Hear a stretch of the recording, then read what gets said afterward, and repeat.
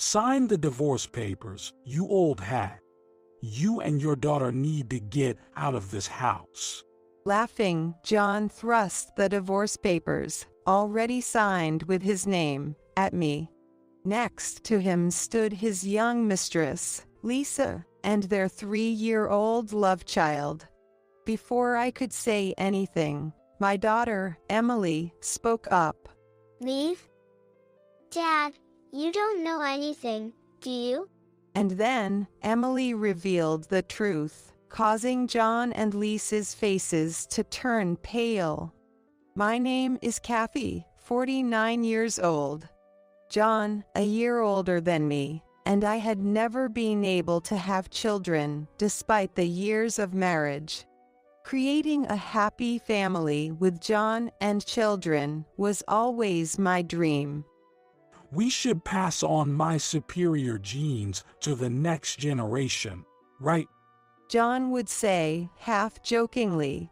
Both of us strongly desired children, so we never missed a chance to try. Yet, I had never managed to get pregnant. When we went for tests at the hospital, it turned out that the issue was mainly our compatibility and something in my body. There's a good chance of having children if you continue with fertility treatments. I had been encouraged by what the doctor said and had persevered with the treatments, while thanking John for his encouragement. Then, at 38, I finally got pregnant. When we found out, we both went wild with excitement. John often fantasized about how brilliant our child would be. Maybe a doctor, a lawyer, or even a politician. Either way, he or she will be bound to be successful, right? He or she gotta get into a college with an SAT score over 1300. We need to start with high-quality early education. As long as he or she is healthy and happy, that's all that matters to me. When I said this, John got defensive and argued. Both of us graduated from top-tier universities. Our child has to be brilliant. Why settle for less? I gave up arguing. Perhaps it's normal for parents to have high hopes for their children. No need to fret over it. Then came the time for childbirth. It was a difficult birth due to my age. Despite the intense pain, unlike anything I had experienced before, I was determined to see my child. We were blessed with a healthy baby girl, and John was overjoyed. Our child at last. Look at her intelligent face. I was incredibly happy too. From the time our daughter Emily was an infant, John started teaching her letters and object names, fully committed to her early education, as he had declared. It's too early for that. Strike while the iron is hot. Our child is no ordinary kid. Despite my caution, John wouldn't listen. However, when Emily was still under a year old, John was assigned to work abroad alone for a few years. The company showed little regard for an employee with a baby. It's a sign that I'm valued.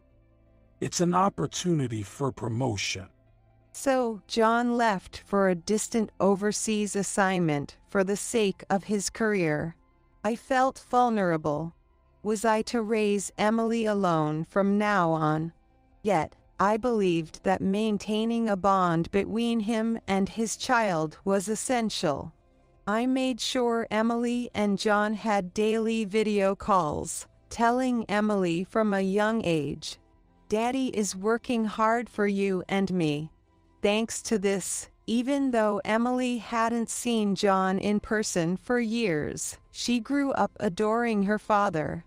She looked forward to video chatting with John every day and eagerly counted the days until his return. When John finally came back from his assignment, 4-year-old Emily ran to him and hugged him tight. I'm home, Emily. Here comes Daddy. John lifted her in his arms. I was thrilled too. At last, we were all together as a family. But the happy family time didn't last long. Why can't you solve such a simple problem? John's yelling and Emily's crying filled the air. When I rushed to see what was happening, John exploded in anger. You've been neglecting Emily's education while I was away. She can't even write simple sentences, let alone spell basic words. And her math is just as bad. She got this simple addition wrong. Wait a minute. Emily is only 4 years old. Isn't that normal? Don't be angry over such things. You're expecting too much. Such things. I could do all this at her age. Don't lump Emily with ordinary kids. Our child, coming from us, can't be average at 4 years old. It's all because you didn't provide the right early education. What? Do you have any idea how hard I've worked to make her feel close to you, John, while raising Emily on my own? Don't make excuses. So, neglecting her academics is fine by you. I expected you more as a Princeton University grad, but apparently that was a mistake. How dare you say that? All that matters is that our child is happy and healthy. That's why Emily is falling behind. We're going to catch up on her learning now. Since then, John started pushing Emily to study more. Emily liked drawing, but when John found her doing it, he got angry. If you have time to draw, you should be studying. John tore up her unfinished drawing and threw away her crayons. Then he forcibly made her sit at the desk and solve problems way beyond her level, scolding her. Can't you even understand this? What a disappointment. Are you really my daughter? Of course, I intervened, and arguments between us became frequent. Emily hates me because I'm trying to teach her, but you've spoiled her. It's not my fault. I raised Emily to love her father. She was always happy to see you on video calls, right? And when you came back, she ran to hug you, didn't she? Who turned her into a child who's scared of John. So it's my fault now. The problem is Emily, who skips studying to draw all the time. What's wrong with drawing? She's still so young. Let her do what she loves. And tearing up her drawings and throwing away her crayons is just cruel. I'm not wrong. Drawing is a waste of time, especially when she's already behind in her studies. Behind compared to you. She's not even below average. Emily needs to be far above average.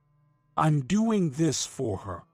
For her, you're just imposing your own ideals on Emily. It's your ego, not her benefit. What did you say? This approach is wrong. It will only make her hate studying. Just so you know, if you make Emily cry again, I'm filing for divorce. She doesn't need a father like you. John sighed heavily. Fine, whatever. No matter how much I teach her, there's no improvement in her academics. It's a disappointment. Maybe it's true that children of older mothers just don't cut it. There's a higher risk of disabilities with late pregnancies. Maybe she's got one. What did you say? Yeah, maybe all the time and effort spent on fertility treatments were a waste. Why did I even marry someone who has trouble conceiving? It's too late to have another child now. What about my superior genes? I was seething with anger at John's heartless mumbling. Since then, John rarely came home, using work as an excuse, and when he did, he hardly spoke to Emily. It seemed he had given up on expecting anything from her. For Emily and me, It was better this way. Thankfully, Emily could grow up doing what she loved, free from being forced to study. John showed no interest in her anymore. I no longer tried to bridge the gap between father and daughter, unlike before. We were both working, and I wouldn't struggle financially if we divorced. Yet, I didn't file for divorce, perhaps hoping that John might return to his kinder self, and that our family relationship could improve in the future. Or maybe it was just inertia. As time passed, Emily quickly turned 10. One day, after a long business trip, John suddenly returned home without notice. A young woman and an unfamiliar child emerged from his car. Before I could ask about them, John immediately said, Kathy, I want a divorce. "Wait, what? A divorce, just like that? And who are these people?" I'll introduce them. Call Emily down. Just then, Emily came downstairs, and the 5 of us sat on the couch to talk. In the discussion, only John was talking. He embraced a child's shoulders, turning to Emily, and said, Let me introduce you. This is your brother, Luke. Brother. Yeah. He's my child with this lady here. John said, pulling the woman closer to him. So, John had a secret child. Looking closer, Luke indeed resembled John a lot. This Luke, unlike you, has been under my guidance since birth. Thanks to that, he's exceptionally talented and intelligent, unlike you. Just look at his smart expression. He's only 3, yet he can write simple sentences and do addition. Not to mention knowing the alphabet and simple words. Impressive, right? A far cry from the disappointment that you are. I was speechless with John boasting about his secret child to Emily. Next, John introduced his mistress, Lisa, to me. Lisa here gave birth to Lou. Having a child with someone other than you was the right decision, huh? Children from younger women are just different. Nothing like what an old hag like you could produce. And unlike you, she understands and agrees with my educational approach. She doesn't oppose me like you do. Young women are just more compliant. And their skin is so much smoother, just the best. While John was talking, we remained silent. Meanwhile, Lisa looked smug, and the child seemed happy to be praised. So, sign the divorce papers. You old hag and your daughter get out of the house. I'm going to live here happily with my young wife and talented son. From today on, Luke is my only child. The time I spent with you two was a complete waste. John placed the divorce papers signed with his name on the table and slid them towards me. Before I could say anything, Emily spoke up. Get out. Dad, you don't know anything, do you? The one leaving should be you because this house belongs to Mom. John and Lisa were taken aback. This house was given to Mom by Grandma and Grandpa. Right, Mom? Exactly, Emily. This house, transferred to me by my parents before our marriage, is in my name. Don't you remember that? So much for your so-called brilliant mind. Well, anyone could forget that. But how does Emily know about this? Of course, I told her. Emily found that painting in the basement and asked about it. I pointed to a painting on the wall. Though old, it clearly depicted our house. There, a young me and my mother were playing in the yard, and my father was sitting on the terrace. The happy family painting even had my father's signature. Emily was delighted when she saw this. Grandpa loved painting too, didn't he? Still love painting. Oh, is that why there are so many paintings around? John looked around at the walls. Really, these are wonderful paintings. Who's the artist? Do you know, John? No, I don't know, but they're really lifelike and impressive.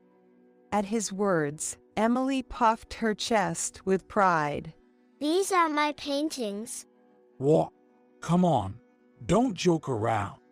It's not a joke. Except for the one of Grandpa, I painted all of these. There's no way you could paint at this level. What Emily is saying is true. What? So all of these are really? They don't look like a child's work. Emily has always loved to paint, you didn't know, but she has developed her talent and now sweeps awards at various competitions. She's even been on TV. On TV?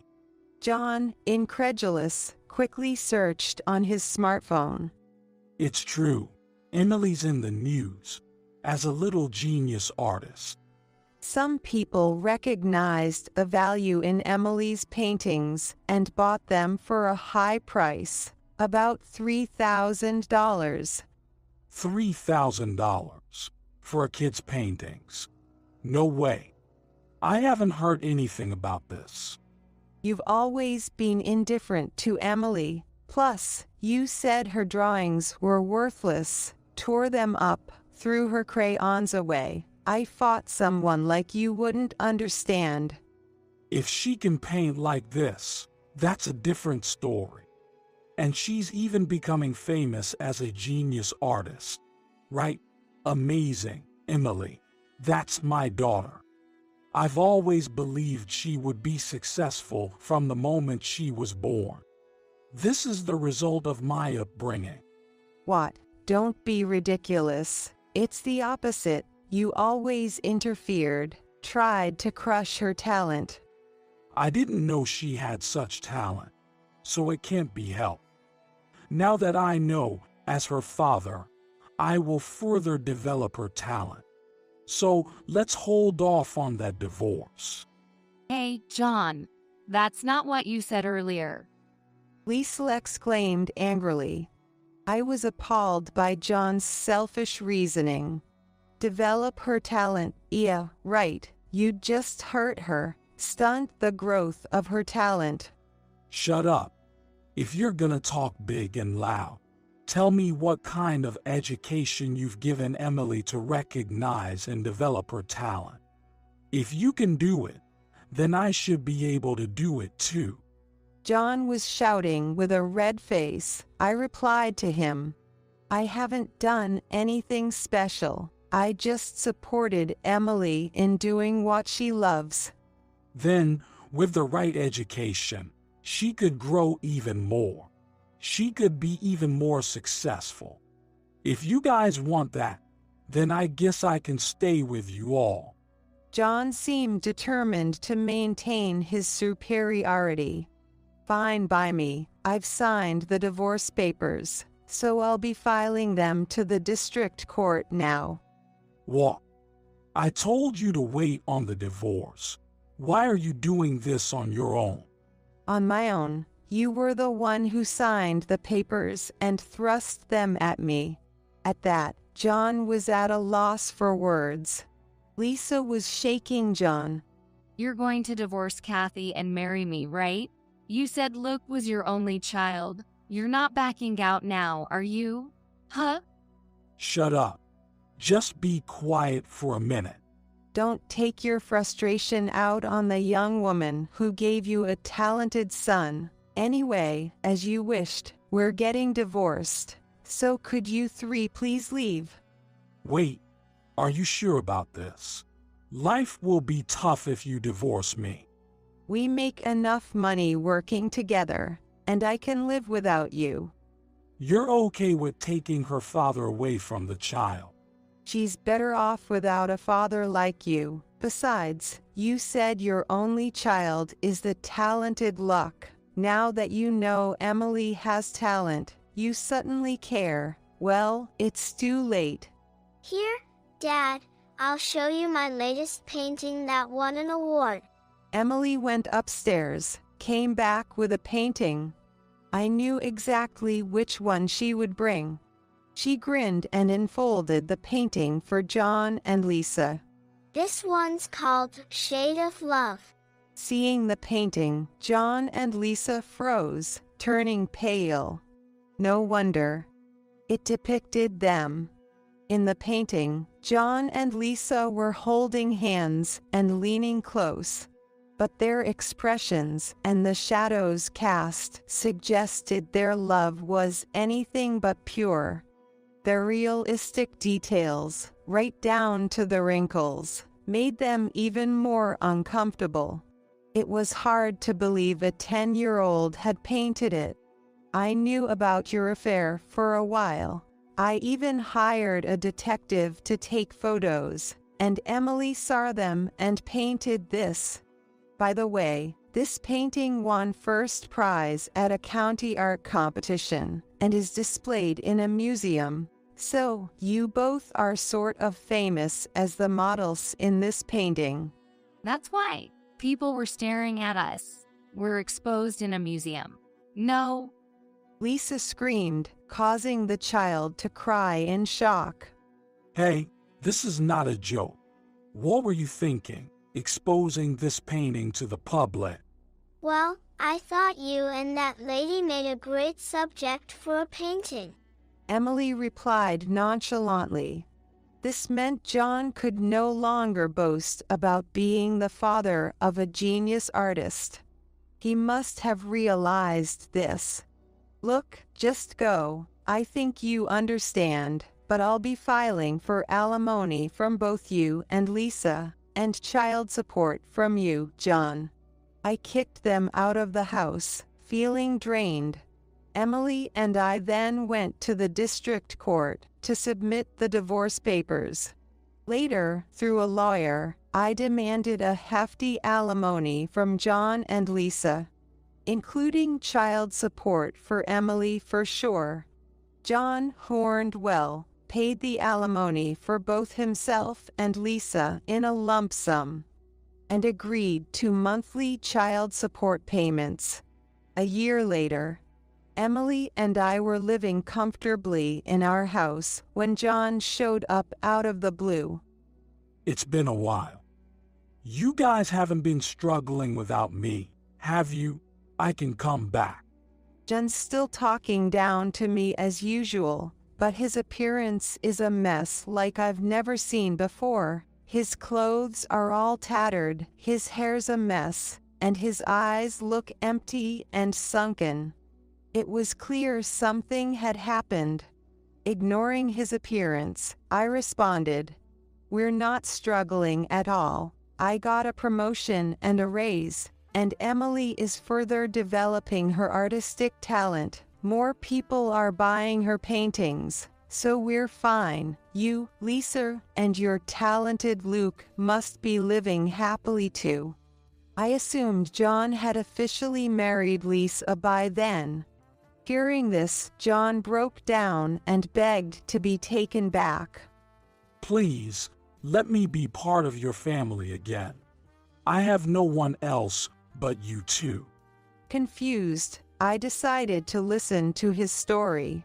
It seemed John regretted not becoming the father of a genius artist. Moreover, in his and Lisa's circle, many parents were investing in early education, and children with Luke's level of ability weren't uncommon.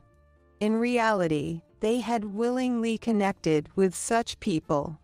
Suddenly, the academic abilities of Luke that John had boasted about no longer seemed rare or exceptional to him. If Emily can do it, Luke should be able to as well. John tried to make Luke paint, but his approach was harsh. John took away the picture book Luke was reading, dragged him in willingly to a canvas, handed him a paintbrush, and yelled at him to paint. If he didn't like the painting, he would tear it up and scream at him. Don't mess around. You're terrible. Why can't you paint exactly what you see? You won't beat your sister like this. Why such awful colors? You're a disappointment, a stupid son. John compared and berated him. I hate you, Dad. Luke became completely frightened and started sobbing.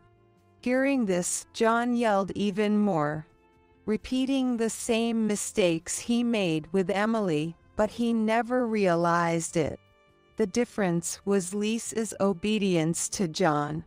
Unlike me, she never tried to stop him. Just do as your father says. Don't make him angry. Instead, it seemed she was saying that to Luke. No one stopped John's rampage, and it wasn't long before it turned violent. Luke is only 3 years old. If he starts drawing high-level paintings now, he can become a younger genius artist than Emily. He can surpass her and show them all. John was obsessed with this idea and subjected Luke to an almost bullying form of education day after day. Eventually, neighbors reported John's actions as abuse, and Luke was taken into Child Protective Services. I'm just educating my beloved son. John claimed, but his argument was completely disregarded. Deeply saddened by the separation from her son, Lisa repeatedly appealed to the Child Protective Services to return Luke to her. The staff explained to her that what John was doing qualified as educational abuse, and that unless she divorced John, they could not return Luke. These words were a wake-up call for Lisa, and she decided to divorce John. Please divorce me. I can't stand to see Luke being bullied by you anymore. I've been a bad mother for not protecting him. I believed, or tried to believe, in your so-called education. But it was wrong. John was shocked and furious when the obedient Lisa he knew demanded a divorce. Don't joke with me. Are you complaining about my education now too? I'm doing it for Luke's sake. For Luke's sake? No, it was to compete against Emily and Kathy. For your own sake. Shut up. Your obedience was what I liked about you. Don't go against me. Just stay quiet and obey. However, Lisa's resolve did not waver. And if anything, her decision to divorce only grew stronger. I've always hated that about you. I just couldn't say it, and that's why things ended up like this. So, let's get divorced. Are you stupid? You don't work. You're a stay-at-home mom. How will you live without me after the divorce? Especially since you've been disowned by your parents over the affairs, secret child, and marriage stealing. Then I'll just have to work. I'll put Luke in daycare and work. I'll try to apologize to my parents. Even if it means working in a nightclub. It's better than this. You want to take Luke's father away from him that badly, after we finally got officially married. Yes, I do. Better to have no father than one like you. John must have felt dizzy hearing the same words he once heard from me. Ultimately, Lisa managed to take Luke back from Child Protective Services and moved out. John refused to accept the divorce and fought for custody of Luke, thinking his financial advantage would win. However, the courts recognized his abuse, and Lisa was granted custody. It's not abuse. It's education. John protested, but again, his argument was not acknowledged. Desperate for visitation rights, which were also denied, John faced cold treatment at work due to the scandal, leading to mistakes, a pay cut, and a demotion. As for Lisa, she reconciled with her estranged parents, who now help take care of Luke while she works hard. The Child Protective Services, the family court, Lisa, my colleagues, none of them understand. I'm not abusing anyone. Luke was wrongfully taken into custody, and yet everyone is treating me like the bad guy. I was completely dumbfounded. Even now, this man didn't understand what he did wrong. He didn't understand, and that's why he repeated his mistakes. It seemed futile to say anything, but I couldn't hold back. You're treating the child like a tool to satisfy your own ego without considering his feelings. Just go. Don't show yourself in front of Emily again. You have no place here anymore. With my cold voice, John left in shock, staggering away. Later, I heard from an acquaintance that John is now claiming on social media about kidnapping by Child Protective Services and child abduction by his wife. I saw John's social media account through the acquaintance. I was accused of child abuse and my son was kidnapped. You can't even scold your child anymore. My first wife took my daughter, and now my second wife took my son, and I'm not allowed to see them. My daughter and son both loved and adored me. They must be wanting to see me. Child abduction is a crime. There should be joint custody. The family court only recognizes mothers for custody. It's messed up. He kept repeating such claims, and it scared me. I abducted my daughter. Who was it that abandoned his daughter and declared in front of her that his only child was Luke? The person who turned Emily and Luke against their father was none other than himself. Though it's hard to give up the house given by my parents, I decided to move to ensure John couldn't follow us. Will John continue to live blaming everyone else for his situation without ever realizing his own faults? Blaming me, Lisa, his daughter, his son, child services, the court, sole custody, society, and more. Emily and I decided to expose John's actions on social media. John gains sympathy and understanding from his circle on social media. However, he keeps repeating the same claims at work, becoming increasingly isolated, and I heard he's on the verge of being fired due to negligence. I won't allow you to go back to your hometown for childbirth. That's what my mill told me, so I reluctantly canceled my plans to go back to my hometown for the birth. After the birth, when my mother came to help, my husband flew into a rage, saying, "What? Of course, I'm upset. Why are you doing things on your own?" Furthermore, my mill started into saying, "You're our DIL, aren't you? Why are you letting strangers into our house?" And she ended up driving my mother away. I'm just furious with these selfish people. I'll never forgive this.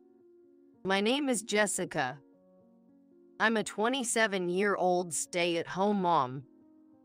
Until last year, I was working at a company, but I quit when I got pregnant. I thought about taking maternity leave, but I decided I wanted to focus on childcare. My husband, Ethan, was supportive of this decision. Ethan does express concern about my health, asking, "Are you okay?" But he's just saying that. He doesn't take any action. I would be happy if he helped with things like taking out the trash, cleaning up after meals, vacuuming, or hanging the laundry, but he doesn't do any household chores at all. Apparently, his mother did everything for him, and he was raised being told that he didn't have to do anything. Ethan has completely taken on his mother's attitude, always saying, "Housework is the wife's job." Even when we were both working before the pregnancy, I was the one doing all the household chores. Even if Ethan got home early and I was working late, he would be lounging on the sofa, fiddling with his phone, and asking me as soon as I got home, "Isn't dinner ready yet?" Or "You better do the laundry quickly or it won't dry." I had given up expecting anything from him, but I thought surely things would change once I got pregnant. However, Ethan didn't change at all. In fact, he's become even more troublesome. Do you think our child is more important than me? Don't neglect me just because we have a child. These are some of the things my husband says, and I'm very fed up with it. He doesn't help with anything, and yet I'm immobilized by morning sickness. What am I supposed to do? The solution I came up with was to ask for help from my mother. My parents' house is just a 10-minute bike ride away. Fortunately, my mother, who is in her mid-50s, is still very active and rides her bike smoothly. When I'm feeling too sick to move, I ask her to help with shopping, cooking, and cleaning the house. But it's only occasionally, not every day. Ethan doesn't like this arrangement. When I tell him that my mother came over, he gets furious. Why are you letting a stranger into our house? Stranger? She's my mother. Your mom comes over too, doesn't she? It's different with my parents. You married into our family, so your own mother has become a stranger. Don't call her over without my permission. What kind of outdated thinking is this? Sometimes I wonder if Ethan is actually in his 60s, not his 20s. While holding my forehead in frustration, I think about this absurd logic. I wouldn't need to ask my mom for help if you did something. I feel nauseous from morning sickness, and it's hard to even move. If you were more considerate of me, I wouldn't need to call my mom. I argued back, but Ethan retorted, "Why should I, tired from work, have to do anything? You're a monster." I have so much I want to say, but getting more worked up would affect the baby. Stress is the last thing I need during pregnancy, but it seems to be constantly there, thanks to my husband. I don't want to face your parents. Make sure they're gone before I get home, okay? And with that awful remark, Ethan left for work. As usual, he left without cleaning up after breakfast. While I was sighing and placing the used dishes in the sink, I thought, I want to go home, and felt an urge to return to my hometown soon. But honestly, I can understand not wanting to meet the in-laws too much. No matter how good the relationship is, they are still people with whom you have no blood relation.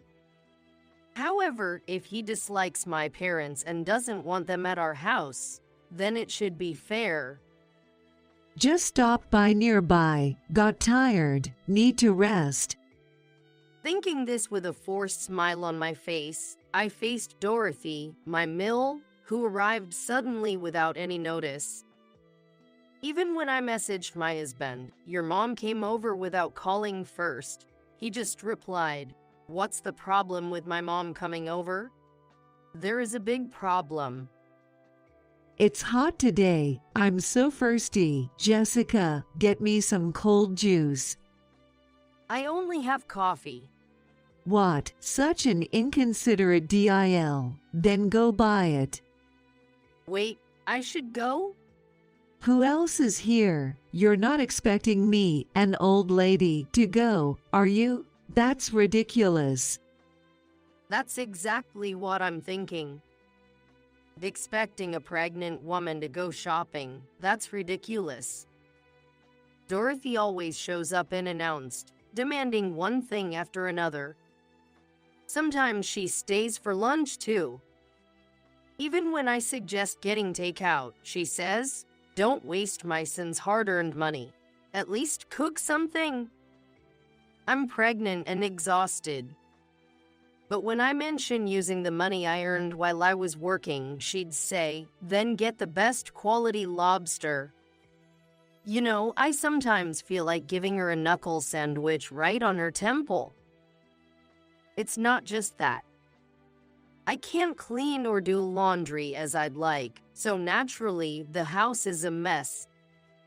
Seeing this, Dorothy says, at least do some cleaning, and makes me do it. With my belly getting bigger, even vacuuming is a struggle. Yet, Dorothy demands perfection, saying, "What are you looking at? There's dust at your feet?" Even when I ask her to let me know before she comes, she retorts, "Why do I need to inform anyone before visiting my son's house? You know, if I weren't pregnant, I might want to put a wrestling move on her." And it's not just Dorothy who suddenly intrudes. My sil, Maria, who's actually my husband's biological sister, does the same. Maria is currently 21 years old.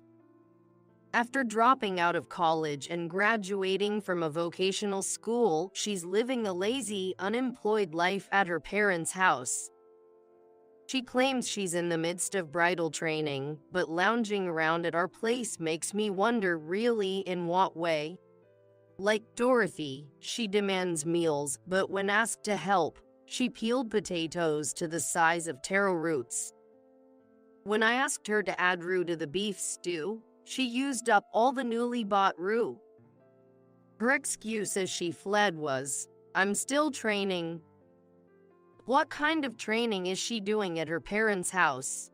Peeling vegetables an inch thick, enduring overly salty beef stew? It's obviously unhealthy, and there's no way I, a pregnant woman, can eat it. Of course, neither Dorothy nor Maria ate it, so the food was just wasted. And whenever they come to our house, they lounge around for hours and don't leave. When I ask if it's okay to leave John, my Phil, alone, Dorothy says he likes being alone, but I know her phone is constantly ringing. I caught a glimpse of her phone display, and the caller was John. Clearly, he's telling her to come home soon. In the end, they both stay until Ethan comes home, and if I'm too tired to prepare dinner, all three go out to eat. What about my dinner?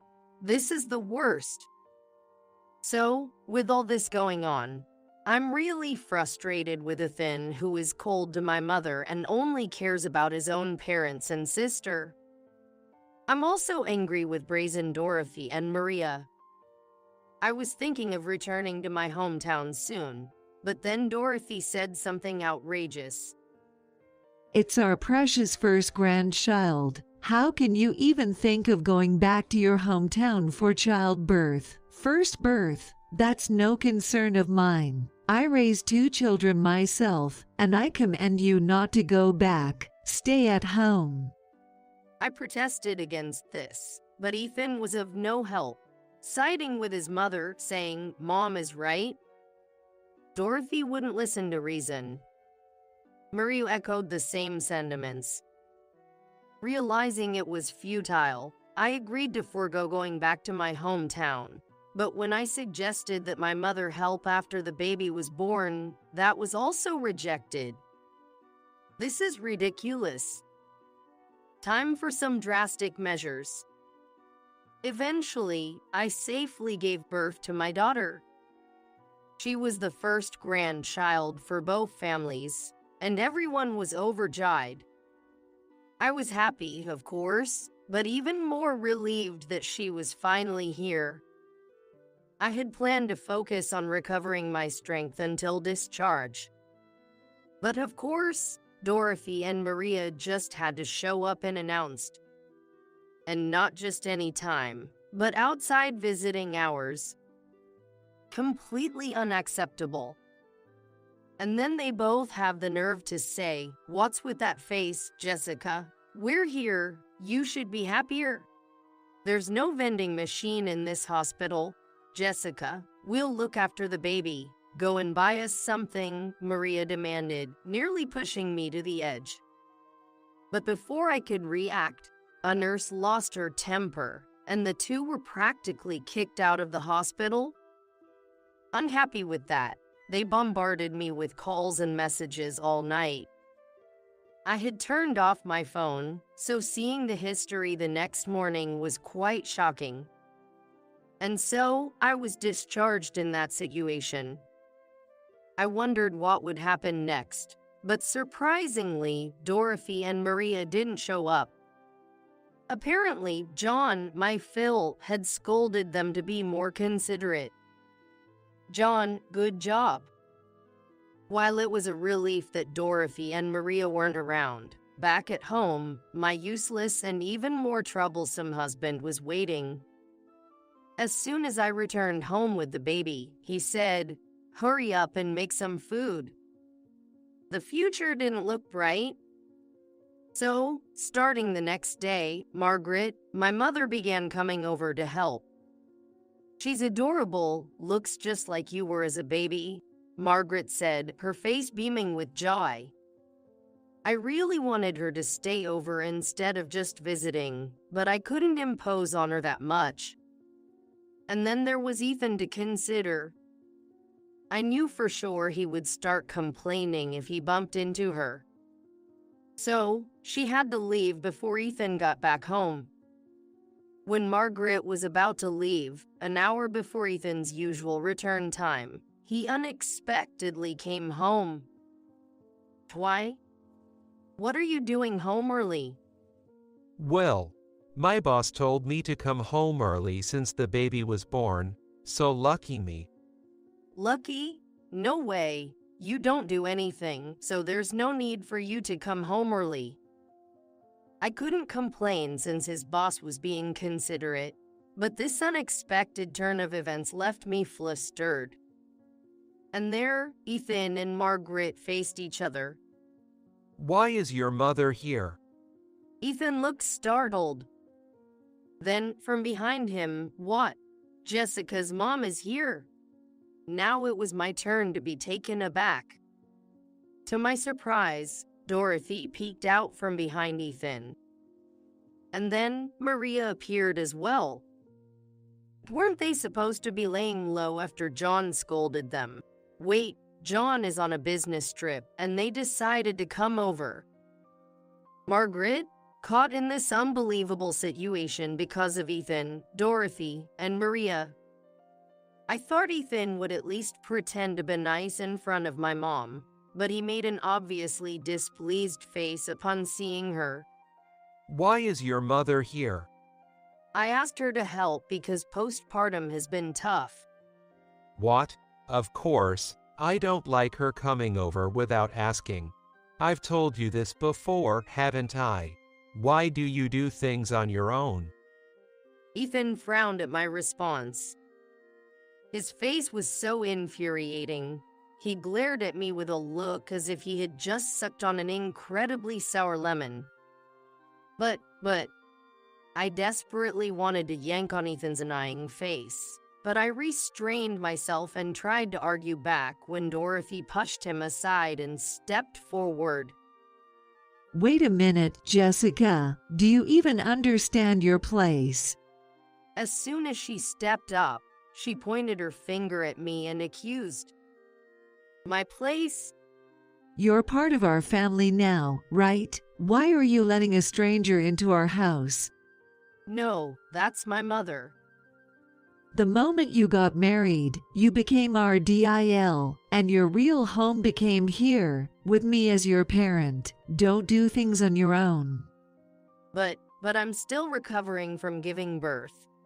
So I can't stand it. Modern DIL are so unreasonable. Back in my day, even postpartum, everything in the house was done perfectly. I mean, when I...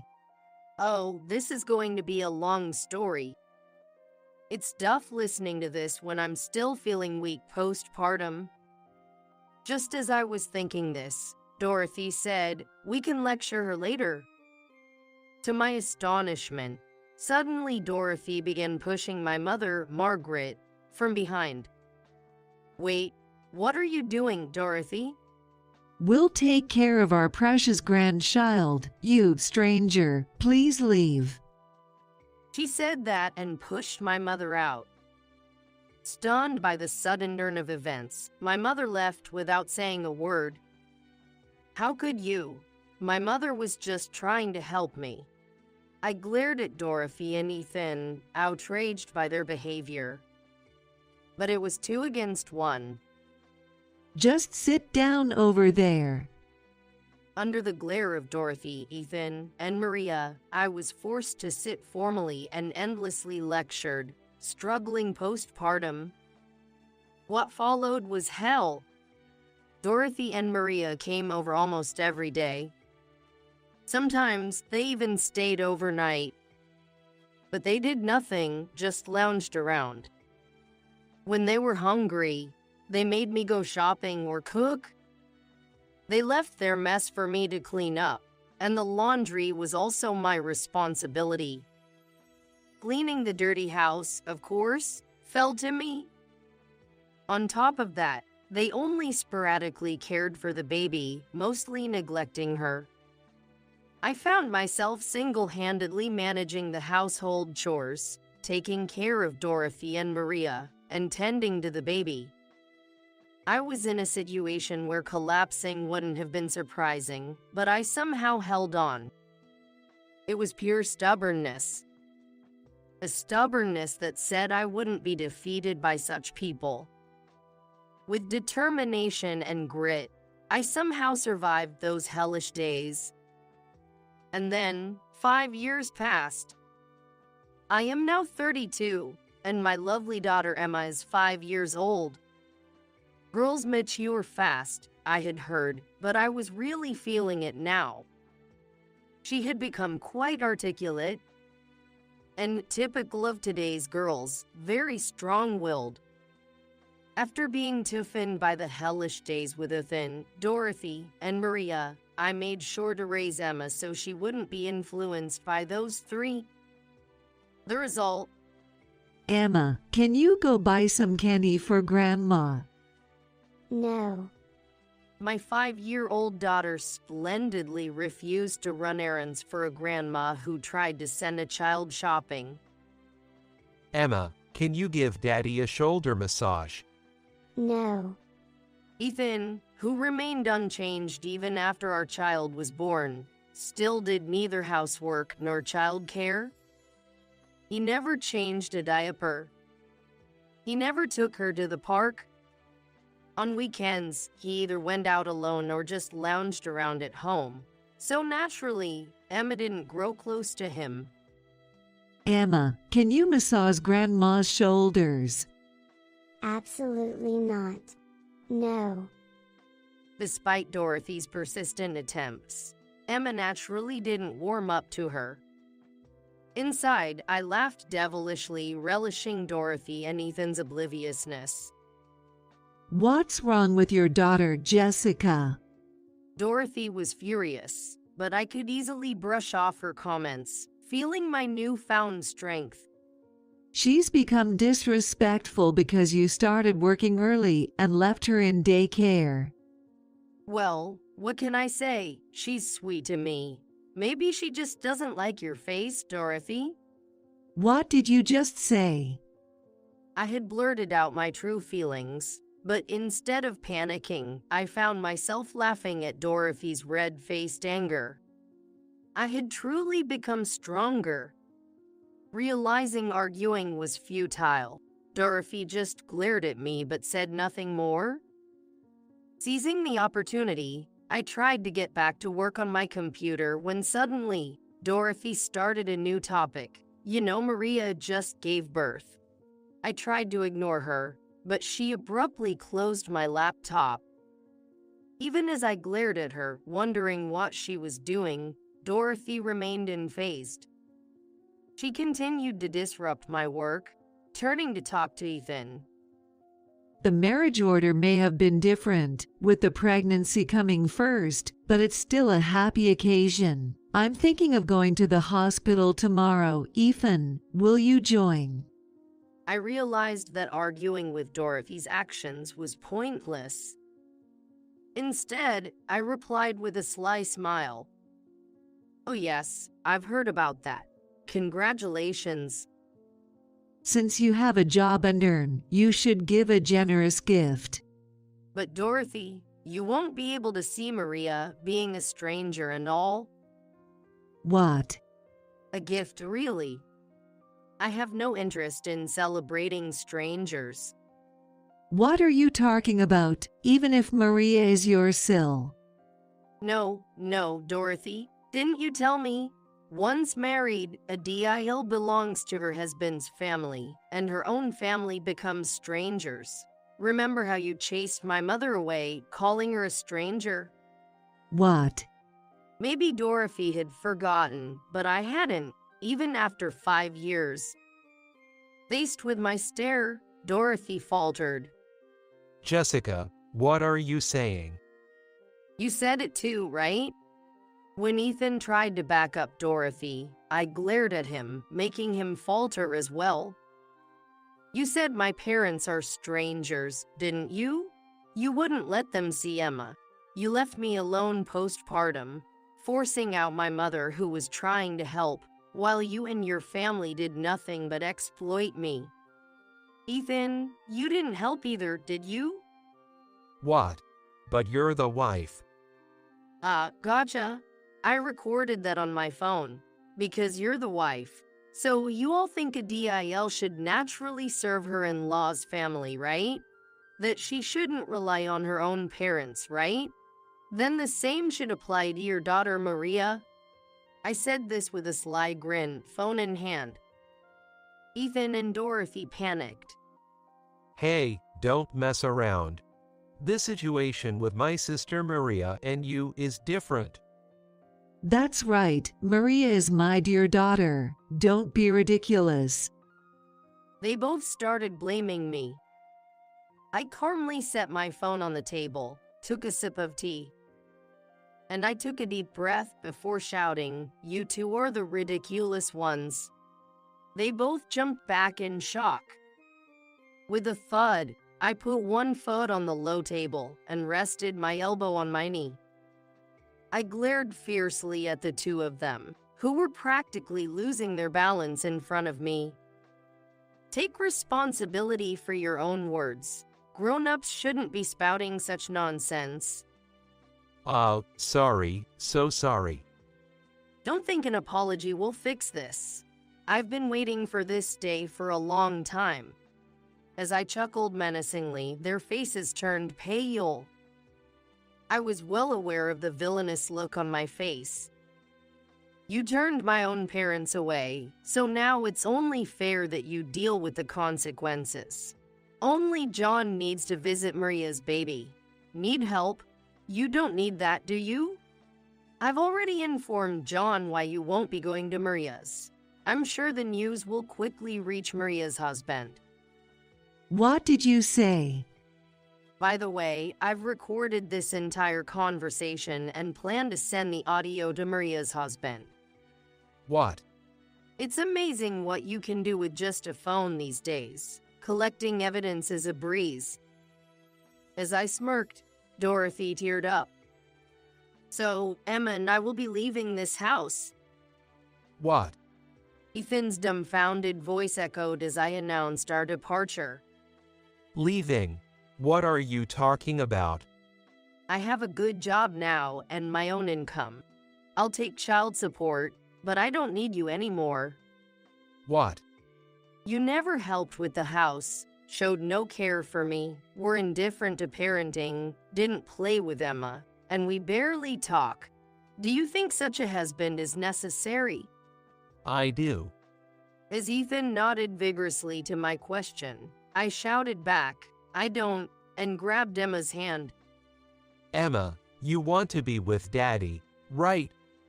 In desperation, Ethan tried to cling to our daughter as his last resort. But I don't need you. Ethan slumped in defeat.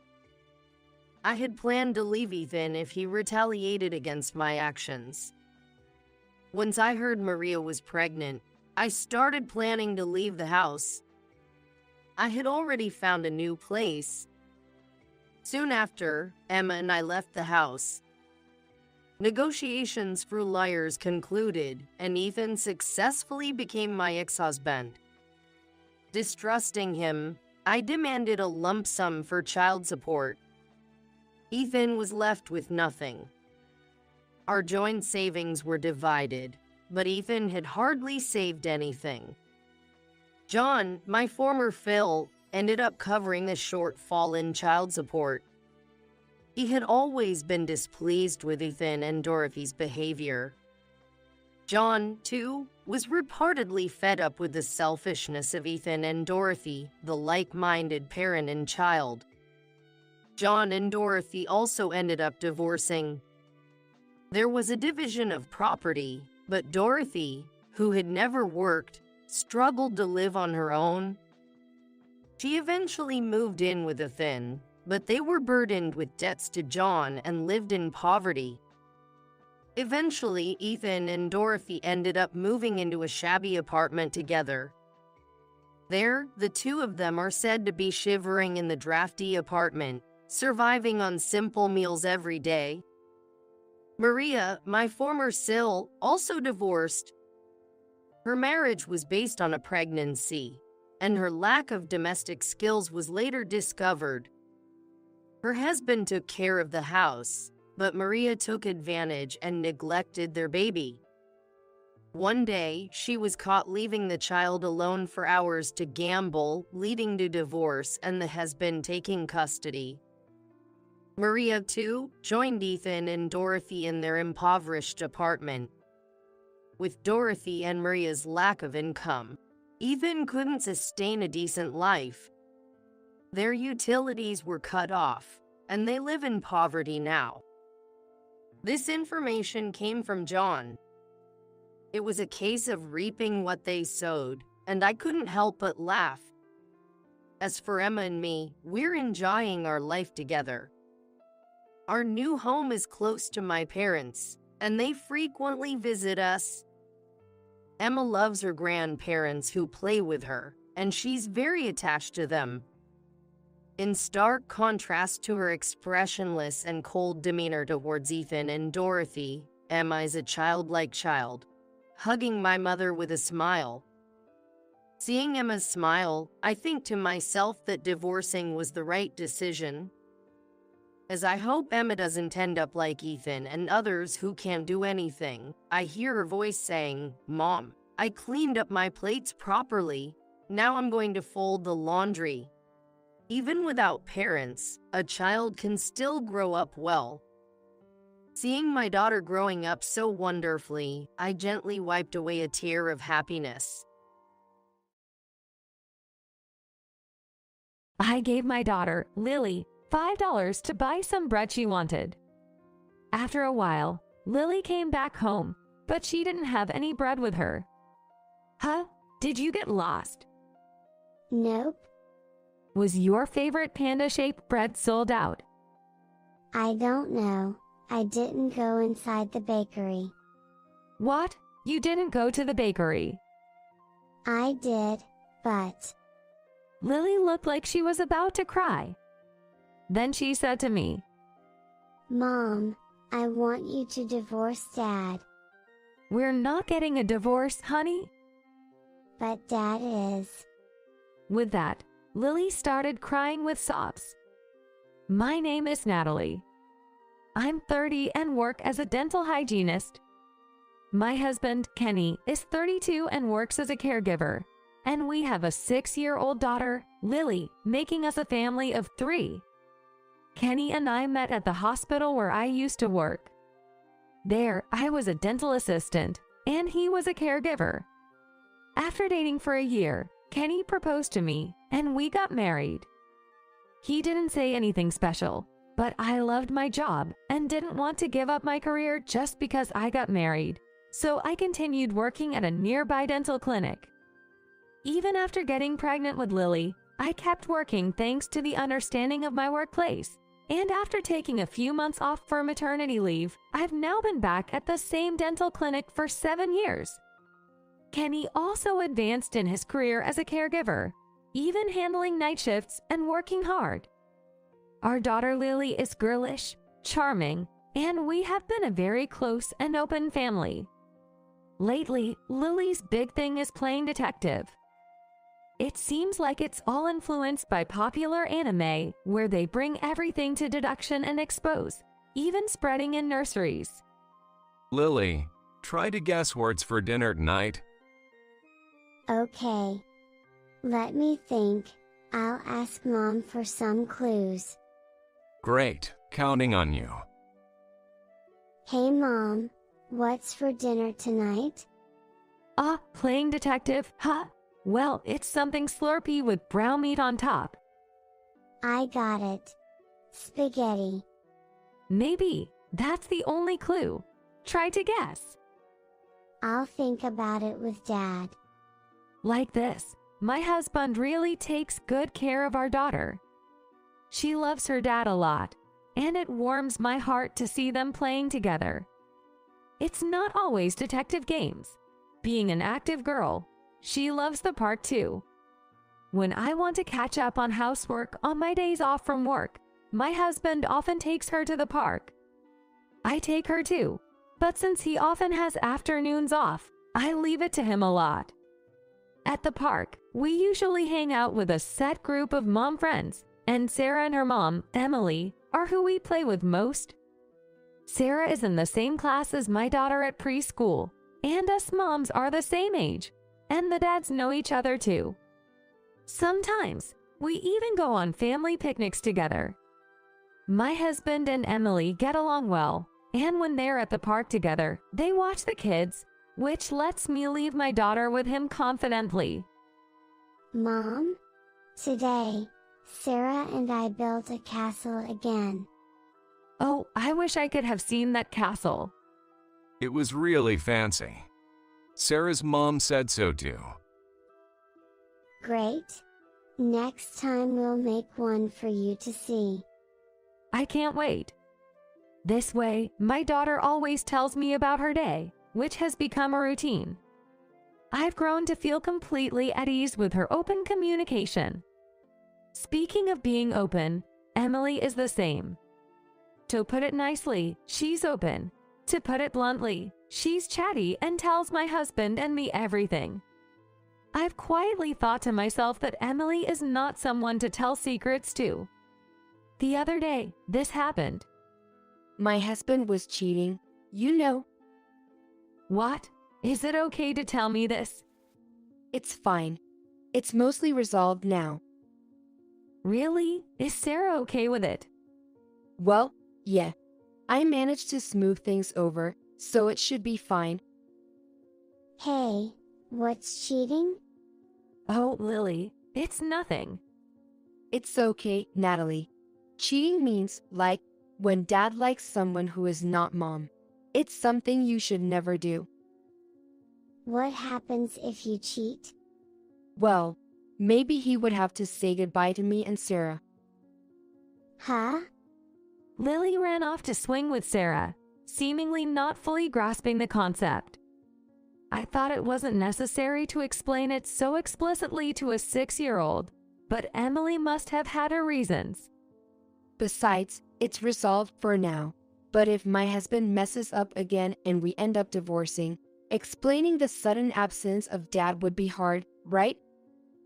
That might be true, but if that happens, I'll be the one in financial trouble. So I need to think ahead. Thinking about it in advance seems like bad luck. But, you know, an ounce of prevention is worth a pound of cure. That's true, but we have to make sure Sarah isn't affected by it. Yay, that's the best way to handle it. I figured I'd better not have to teach my daughter about those kinds of things, while also wondering how Emily's family resolved their issue. But other people's business is their business. I decided not to pry too much. Emily works part-time at a local bakery. That's quite popular, and we often stop by there after work to buy bread. One day, my daughter wanted some bread, So I gave her $5 and sent her to Emily's bakery to pick out her favorite. She came back home after a while, but without any bread. Huh? Did you get lost? No, Was your favorite panda bread sold out? I don't know. I didn't go inside the bakery. What? You didn't go to the bakery? I did, but Lily seemed on the verge of tears. Then she said something to me. Mom, I want you to divorce Dad. What? Dad doesn't love you, so I want you to divorce him. We are not getting a divorce, honey. But Dad is. Before she could finish, Lily started crying with little sobs. Shocked, I asked her what happened. It's okay, Lily. Let's have a big hug. What happened, sweetie? Well, near the bakery, in a hard-to-see place, I saw Dad and Emily hugging. What? They were saying I love you and kissing. Kissing. I felt dizzy with disbelief. Emily and my husband, of all places, right there on the street. But Lily is only 6. There could be a mistake. I decided to devise a plan to get proof. Hey, you have a day off after your night shift tomorrow, right? Lily is supposed to stay at Sarah's house. Can you take her? Yeah, sure. Leave it to me. Kenny seemed oddly cheerful, but that might just be my imagination. The important thing was to proceed with the plan. I had already asked Emily to look after Lily, and I hung a recorder around her neck and hid it in her clothes. I also told her to keep what she saw at the bakery a secret. If you're busy, you can come back right away. I've asked Emily to take care of things. That's fine. I need a break anyway, so I'll have some fun with them. I'm sorry to bother you on your day off. I'm counting on you. Don't worry about it. Just focus on your work. Really? Thanks. You always help me out. Leave it to me. Let's have a blast, Lily. My husband seemed unusually cheerful. I felt my blood boil at the thought of him meeting Emily, but I held it in. That day, I worried that Lily might spill everything while I was at work, but I managed to get through the day as it was busy. When I got home, my husband and Lily were already there, and Lily had a sad look on her face again. My husband, on the other hand, was visibly in a good mood. I desperately suppressed my emotions and prepared dinner for my husband and Lily. I also gave Lily some pudding for dessert to cheer her up. Since my husband had an early shift the next day, I put Lily to bed early and decided to listen to the recording from the recorder. As expected, it was a conversation between Emily and my husband that sounded like a love scene. It was a conversation that only a very discerning child would understand. Given that their voices sounded distant, they were probably having their tryst in another room. I couldn't forgive the two of them for doing such things under the same roof as our child. To call it disgusting. But they seemed to be having a great time to the point where I couldn't even think about such things. As I listened to the recording, I noticed that Lily seemed aware of the recording and was not talking much with Sarah. I felt anger welling up inside me, thinking about how they were making our child uncomfortable with their actions. I hated myself for even slightly suspecting my daughter. Though she's only 6 years old, she's a thoughtful and insightful child.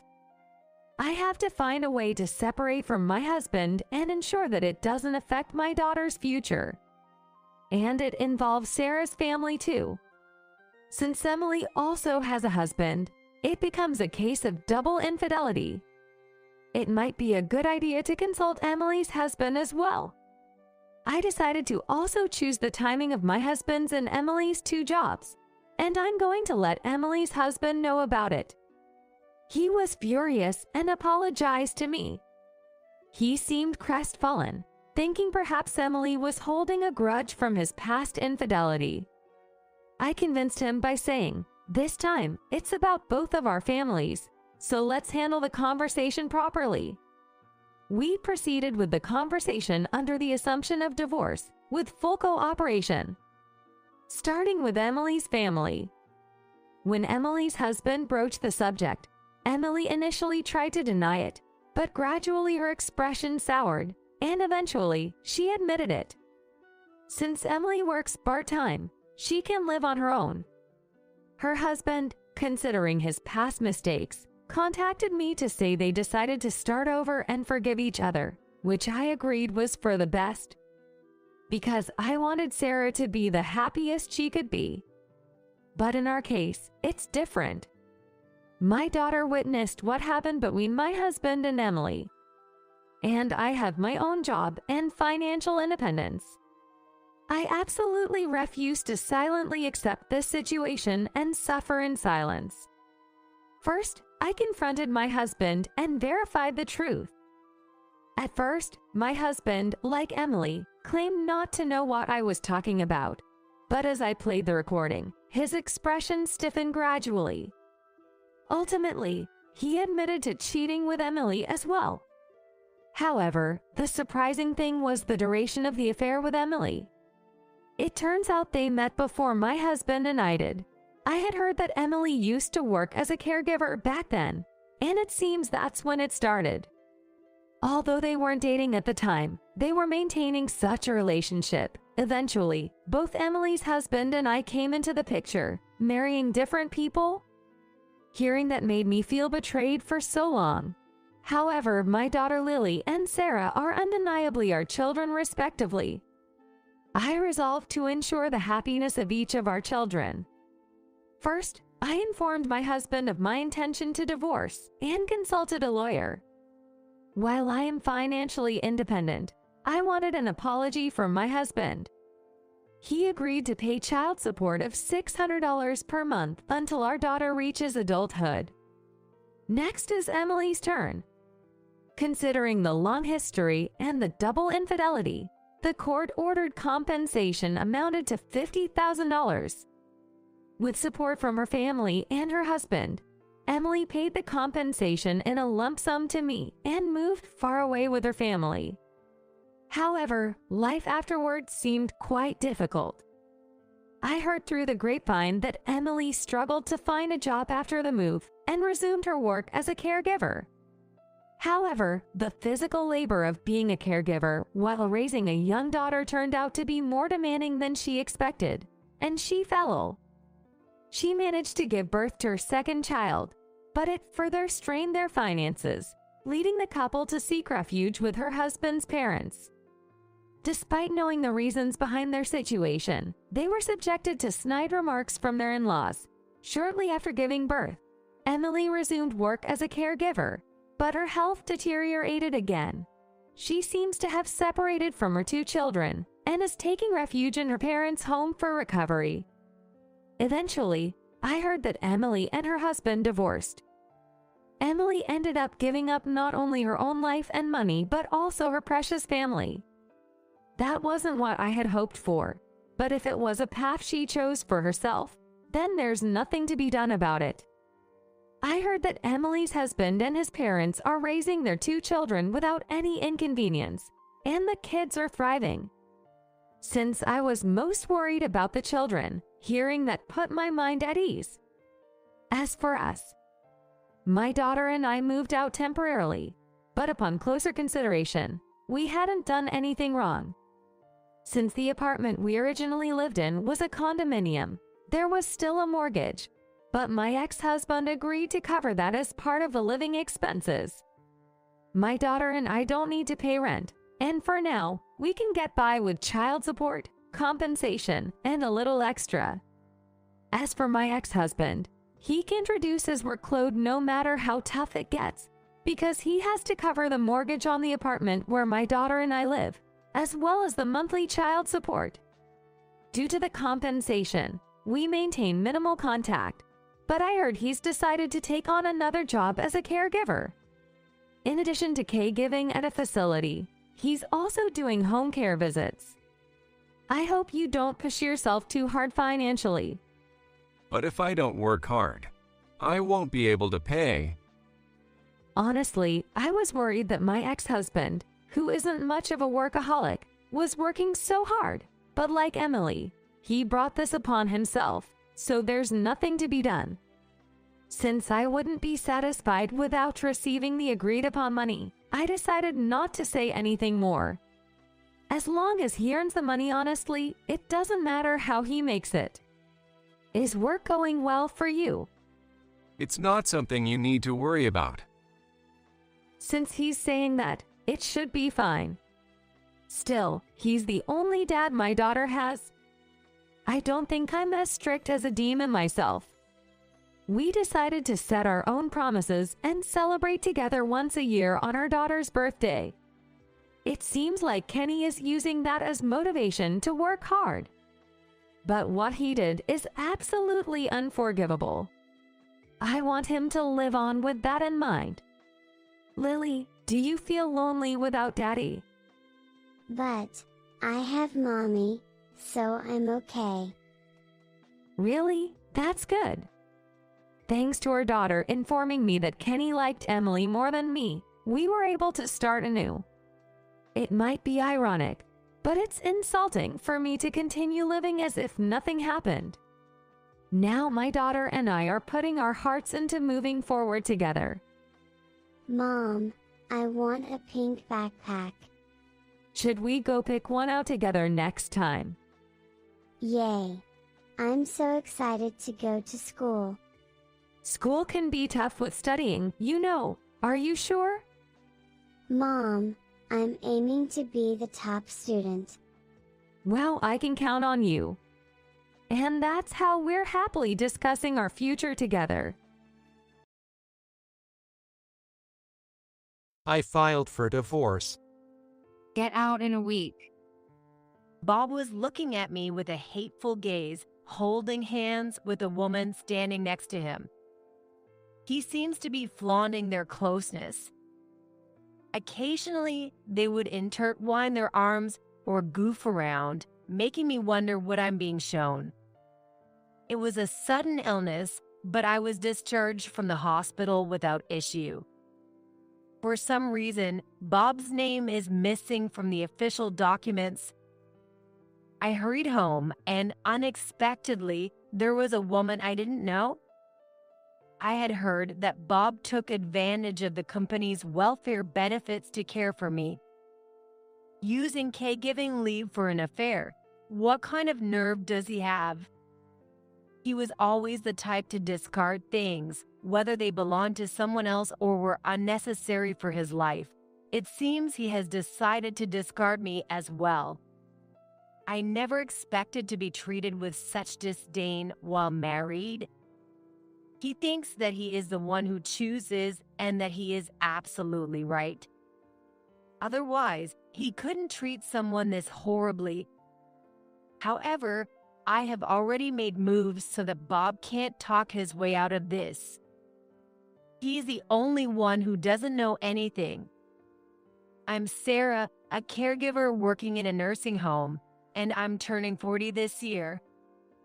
After graduating from college, I worked as a salesperson for a while, but after I quit my job, I worked as a caregiver. I met my husband, Bob, when I was 35, through work. The cafeteria at the nursing home where I work is managed by an external company. The owner is very particular about the food, which is why extra care is taken with the meals for those we serve. Eating good food gives you the energy to live. That's the motto of the owner, who compared several companies before choosing the current one. It's a relief that a representative from the company visits our nursing home 2 or 3 times a month. Bob was in charge of the company that ran the cafeteria. Over his regular visits, we began to chat casually. Working for a food-related company, his daily life was meticulous, which attracted me. It's rare to see a single man living so neatly, which was refreshing. His day starts with favorite bakery bread and coffee. and ends with a vegetable-rich dinner and relaxing with herbal tea.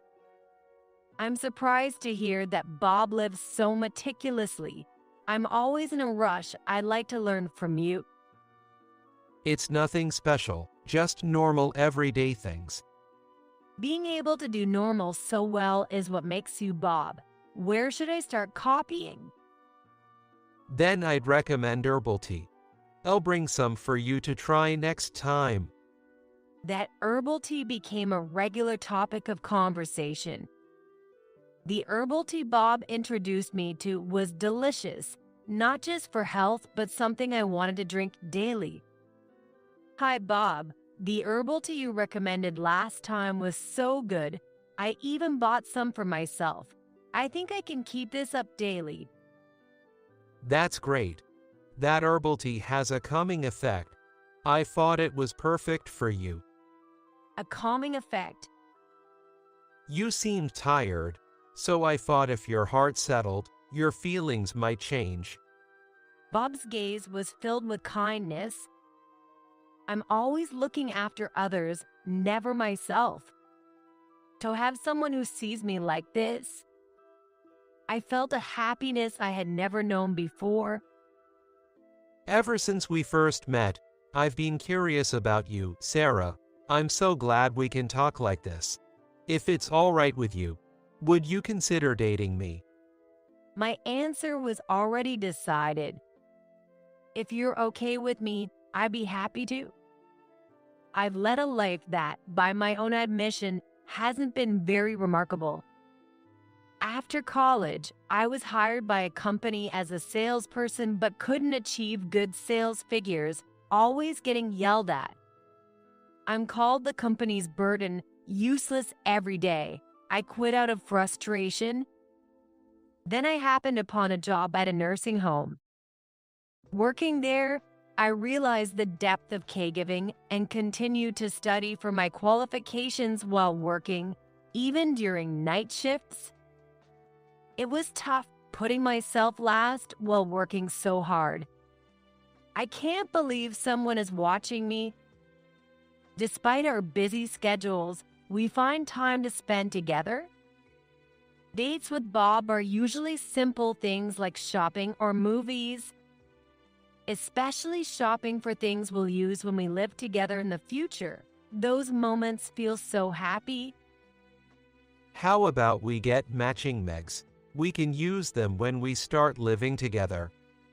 Sounds good. I've actually been wanting a simple mug like that. That's great. Just thinking about living together makes me so excited. We gradually prepare things that we'll use when we're married and living together. Once, while sitting at a cafe during our shopping trip, Bob suddenly turned serious. What's wrong? You look so serious all of a sudden. Do you have a stomachache? No, it's not. Don't push yourself. Should we call it a day? I can't wait anymore. While shopping and thinking about living with you, I just couldn't contain my feelings anymore. Will you marry me? As he said this, Bob gazed at me intently. In my whole life, have I ever felt as happy as I do at this moment? Yes, I'd love to. Oh, good. I thought you might say no. I had no idea you were thinking about it so seriously. Today's been the most nerve-wracking day of my life. The tension that had been building suddenly broke, and Bob looked relieved. Well, the answer was already decided. Every day with Bob seems like it would be a happy one. And so, Bob and I got married. We both lived alone, but since Bob's apartment was quite spacious for one person, we decided to keep it. I brought only what I needed and moved into Bob's place to start our married life. It still felt like the meticulously kept home of a person who lives thoughtfully, just as Bob had described. I knew this from the numerous times I had visited Bob's apartment before. Everything was perfectly in order, not a speck of dust in sight. Thinking that our new life together was starting here made my heart race. What kind of happiness awaits us from here? Little did I know, however, that the excitement and anticipation would soon be shattered.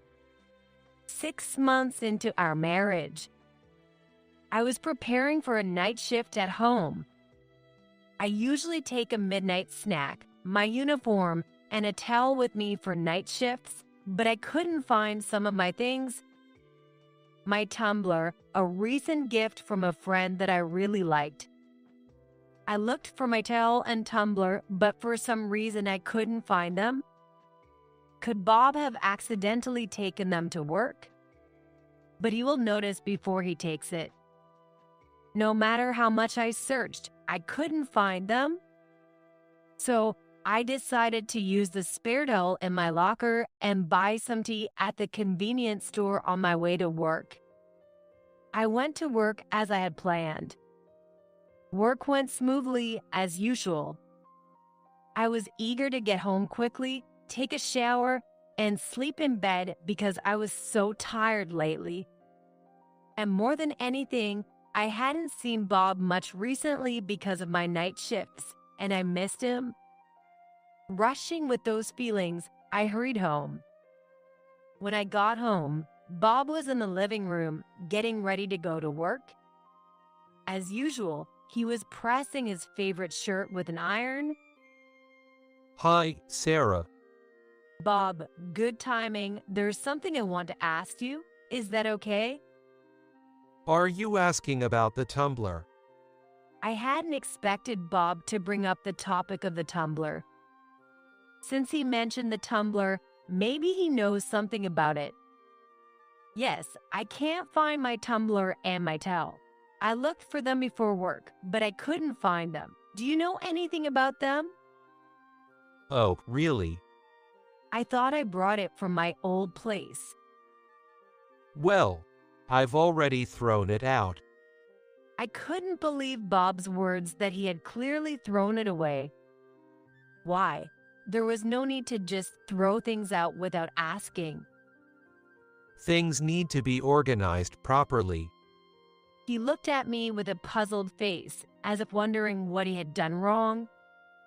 I was shocked to learn that he had thrown it away without my permission. The tumbler was a birthday gift from an old friend, and because it was sentimental to me, I couldn't stay silent after hearing it was thrown away without my consent. Then Bob sighed while looking at me. Using such a tasteless thing, I didn't know that was your style, Sarah. I got rid of the stuff you don't need, and that's how you talk to me. It infuriated me that he could throw away my things and act as if he had done nothing wrong. However, I was so angry that I couldn't find the words to speak. Is that all? Well, I have to go now. By the way, Sarah, make sure you sort out your unnecessary things. Unnecessary things? What does he mean? I decluttered when we got married and moved into this house. It was supposed to be a new married life moving into Bob's house, which he had lived in alone, so I had carefully organized my belongings to not overwhelm the space. Realizing what Bob might mean, I decided to look around the house. Although I was exhausted and sleepy from my night shift, a bad feeling made both disappear. My suspicion was confirmed. Some items that should have come from my home were missing. Clothes, shoes, bags, and accessories that I had bought during my single years. I hadn't taken inventory of everything, but it looked like quite a bit had been thrown out. I can't believe he would dispose of other people's things. I had carefully selected and brought only the essentials for our new life together. Honestly, I don't have that many personal items, and it's not like they were cluttering up the place. And yet he threw them out. It appears that items with slightly bold colors or characters have been disposed of. Probably he threw out things that didn't match his taste or the home's interior. If he had just told me, I would have considered whether to dispose of them myself. Why do it without asking? I was so shocked by the disposal of my important items that I couldn't move for a while. Maybe there's something wrong with me for not realizing earlier what kind of person he was, but still, there was no reason for him to dispose of them like that. I felt my head going blank from the shock. I don't know how long I sat there, but when I noticed the outside was tinted with the color of the sunset, I had been sitting in shock ever since I got home and discovered that Bob had disposed of my things. I looked at the clock, and it was almost 6 p.m. Realizing that Bob would be home soon, I tried to stand up but felt dizzy. Honestly, I had no appetite, and I couldn't think of what to make for dinner. While I was dealing with this, Bob came home. I'm home. What have you been doing all day? Welcome back, Bob. I'm not feeling very well. Oh, really? What about dinner?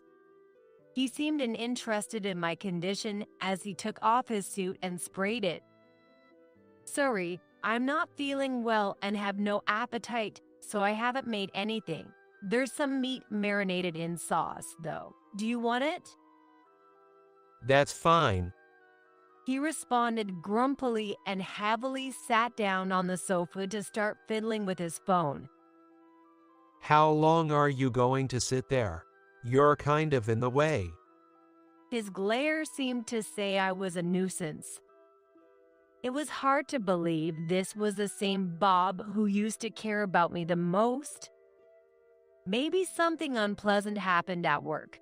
Thinking this, I quietly decided to leave the room. Just then, Bob called out to me. Hey, are you just going to leave without saying anything? Don't you have anything to say to me? Until we got married, I thought his eyes were kind, but now they feel cold. As I felt the chill in his gaze, I replied, Well, sorry for not having dinner ready. I'm not feeling well, so I'm going to bed early. I realized too late that he was such an unkind person. Can I really live well with him from now on? That worry kept spinning in my head. Maybe it's because I have a lot on my mind, but I've never felt this sick before. I get dizzy easily now, and I'm always fighting nausea. Honestly, I can't work like this. On my days off, I spend all day in bed, and I'm barely making it to work. Even though I used to bounce back after a hard day's work, now I'm falling apart. The severe illness troubled me so much that I decided to consult at a major hospital. The cause wasn't clear, but I was admitted for testing because I felt so unwell. After several days in the hospital, the cause was still unknown, and my condition didn't improve, so my stay was extended. I was worried that Bob might be angry when he visited me in the hospital room. I'm sorry for causing trouble when you're busy with work, Bob. The cause isn't clear yet, but I'll get better soon, so please bear with me. Don't say sorry. I'll support you as much as I can until you get better. Bob had returned to the kind smile I saw before we got married. The Bob I sighted home recently must have been upset because of work or something. I reassured myself. Thank you. Okay, I have to go now. Oh, and I'll take leave for caregiving a partner, so call me anytime you need. After saying that, Bob went home. I remembered Bob once mentioned his workplace's welfare benefits, including time off for family care. I didn't get the details about how many days or the exact terms, but I remember thinking it's different with big companies. While I wanted him by my side because I felt vulnerable, this leave was a blessing since I might need him for various small tasks. I immediately contacted Bob to bring some things to the hospital, but all I got was his voicemail, no matter how many times I tried. Finding this strange, I went to sleep, but the next day, I couldn't get through to him again. It was definitely unusual, so I left a message, but it never got read. While feeling anxious, I continued my treatment to cure the mysterious illness. Thanks to focusing on treatment, I was able to be discharged about 3 weeks later.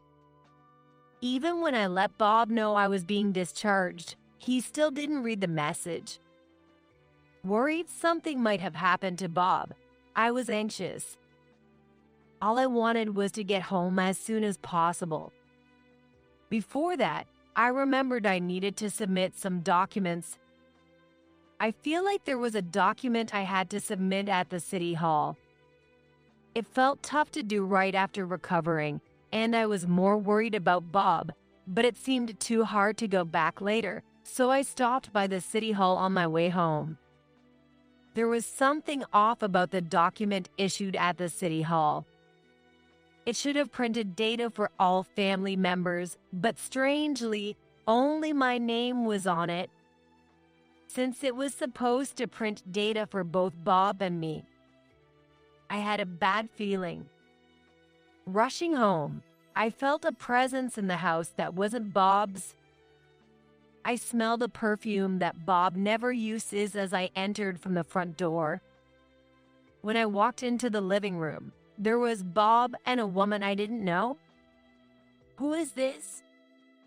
As they turned around, smiling, the woman clinging to him spoke up. "Is this the person Bob was talking about?" Yo, but it's okay now. I had no idea what was okay. In that moment, part of me was bizarrely calm, like something out of a TV drama. I became dazed and accidentally dropped my bag. In the process, the documents I had gotten from the city hall fell out of the bag. I composed myself and decided to ask Bob something. "Hey, who is this person?" Also, when I got the documents from the city hall, only my name came up. "Do you know anything about this?" Bob replied with a smirk. I filed for divorce. For a moment, I thought I had misheard, but looking at Bob, it didn't seem like a joke. "Wait, what do you mean, a divorce application?" That's right. I don't need an extra burden. It's only natural to get rid of what you don't need. He snorted disdainfully and glared at me. I thought marrying you would make my life a bit easier, but that's not the case at all.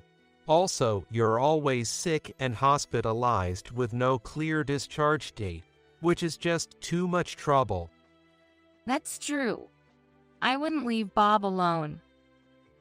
It's best to let go of unnecessary belongings.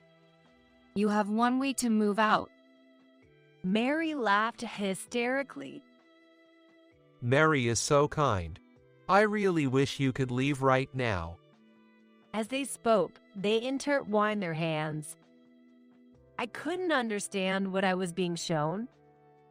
This was the house where I started living following my marriage to Bob, and I wondered what these two were trying to say. Bob threw my large duffel bag at my feet. My boss is old-fashioned, saying a man isn't really an adult until he's married. I just married because he said he'd give me a big project if I did. But I thought you married me because you loved me. I never said I loved you. I just thought you were an easy option for marriage. But if I'm going to date, it should be with someone pretty, right? Indeed, Mary was dressed like a modern, beautiful office lady. Her nails were neatly painted and her hair was stylishly curled.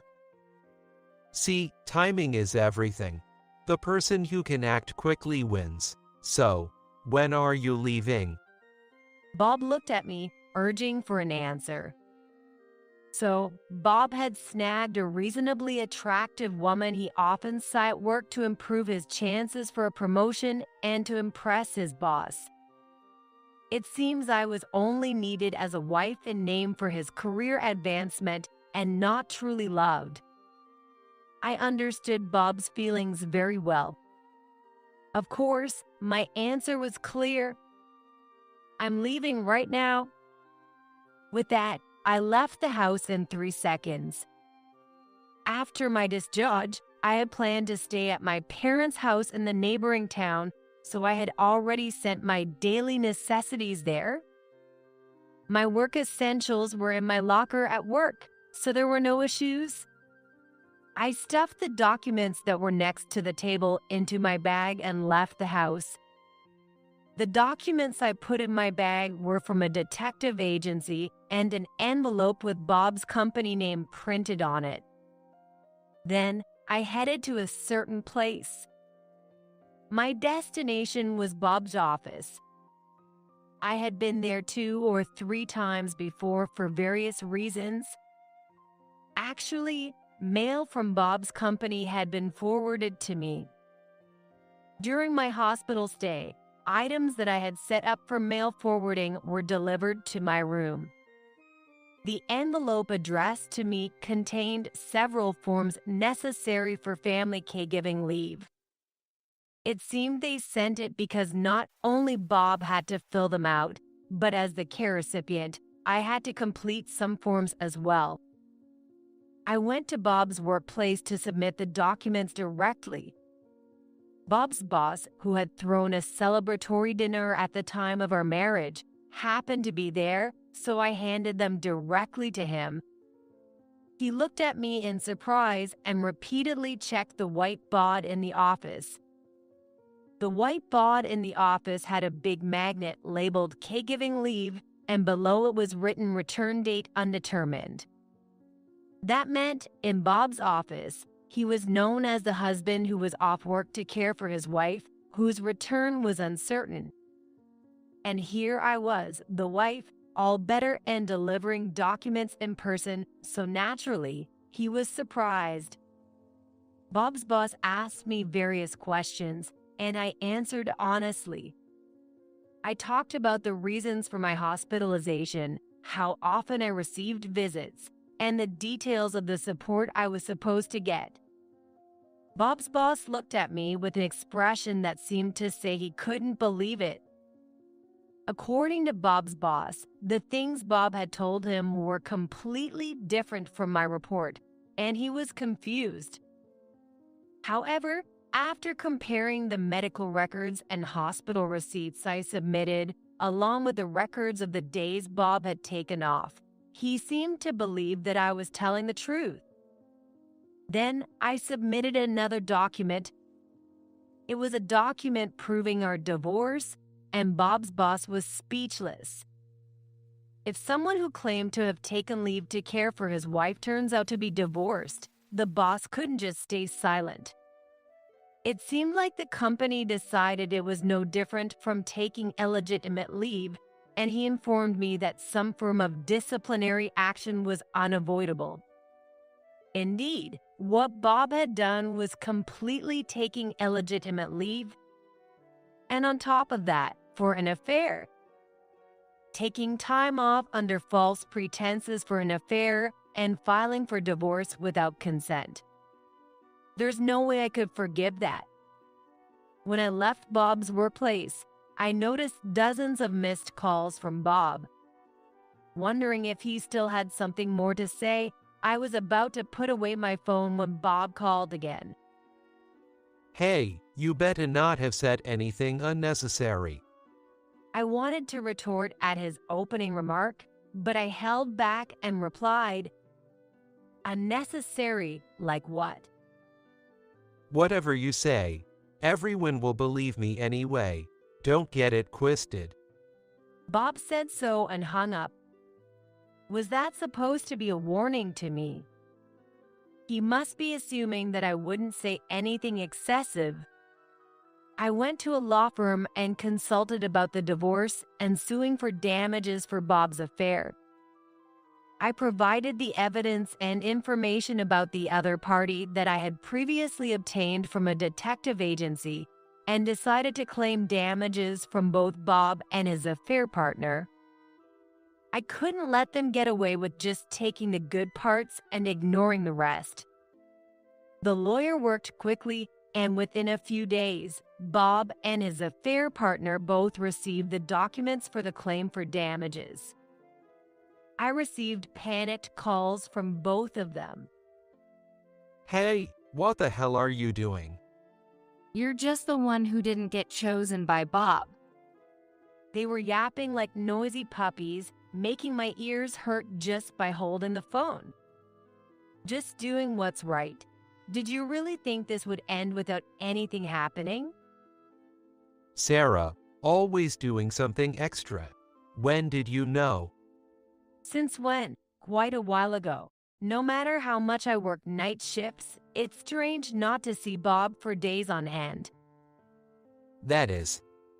Thought you wouldn't be suspected just by saying it's work? I'm the type who wants to know if something feels off, so I had it investigated. I could hear Bob breathing heavily over the phone, obviously angry. Investigated. You're a bastard. To think, married but secretly meeting with an affair partner, and I hear she's someone from a company client. You marry is, and where she's from isn't your concern, and if anything happens to her, I won't forgive you. He seems to be out of his mind. He cannot understand the situation he is in now. And you have time to worry about others? Well, just stop causing trouble for everyone else. There was one more issue. Mary, Bob's affair partner, hadn't paid a dime in damages. Was she thinking that if she stayed silent, she wouldn't have to pay, or did she truly believe she wasn't in the wrong? Either way, I couldn't let this slide. Determined not to be walked over, I consulted my lawyer again. Ultimately, we decided to garnish Mary's wages.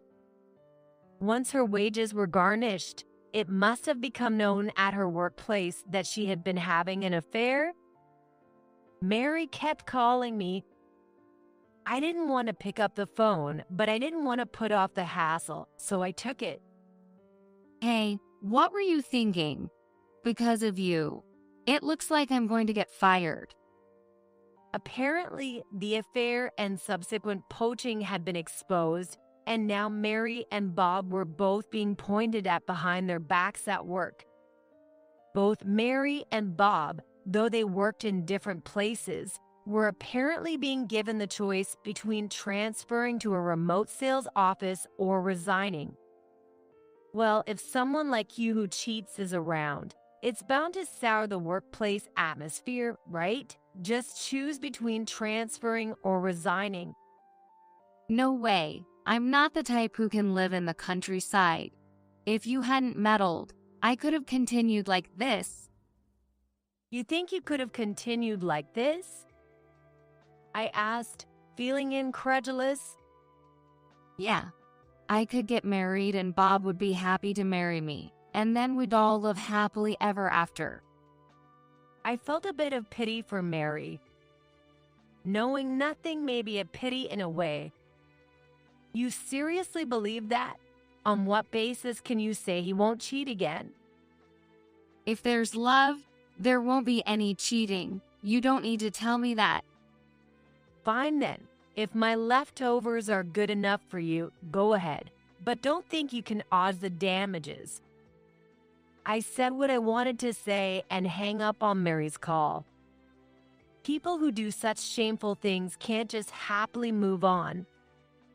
Thinking they could secure their own happiness after cheating is a big mistake. Rumor has it both Bob and Mary are having a rough time. Stressed by being shunned at work, they fled their jobs by resigning. After resigning, their job hunt was complicated by the fact that word gets around fast, and their bad reputation had spread to surprising places. Naturally, No one was eager to hire someone known for cheating, and they seemed to be struggling to find work. About 6 months after the divorce, Bob called me. "Hello, what now?" Hey, could I possibly work at your place? I've got nowhere left to work, and I keep getting rejected everywhere, making life unsustainable. "Because you've done something wrong, haven't you?" I was thinking, maybe I could work for your place. I was flabbergasted by his audacity. "Maybe I could work for your place? Don't joke around. You should finally realize that this is all your own fault." Then Bob hung up. I had never spoken to Bob so bluntly before, not during our relationship or marriage. Finally saying what I really thought felt liberating. Since then, I've continued to work at the nursing home. After spending some time at my parents' house post as judge, I've returned to work and am enjoying living alone again. I find my job at the nursing home constantly engaging because there's always something new to learn. It's exciting because today is the only day, even if you've been working for a decade or so. One day, I received a promotion offer. They had noticed my commitment and wanted me to lead my colleagues as a chief. I had never held a leadership role before, so I felt both happy and a bit overwhelmed by the sudden offer. However, it was an opportunity I wanted to embrace and give my best. Additionally, the results from my caregiving certification exam came back, and I passed on the first try. With this certification and my promotion, living alone won't be a problem financially. I want to believe in my potential and keep challenging myself. So that's what was going on. As I peeked from a distance at my in-laws' house, the moment I learned the truth, I was speechless. What were Anne's husband and his family thinking when they looked at her all this time? How many times have they deceived her with a calm face? Unforgivable.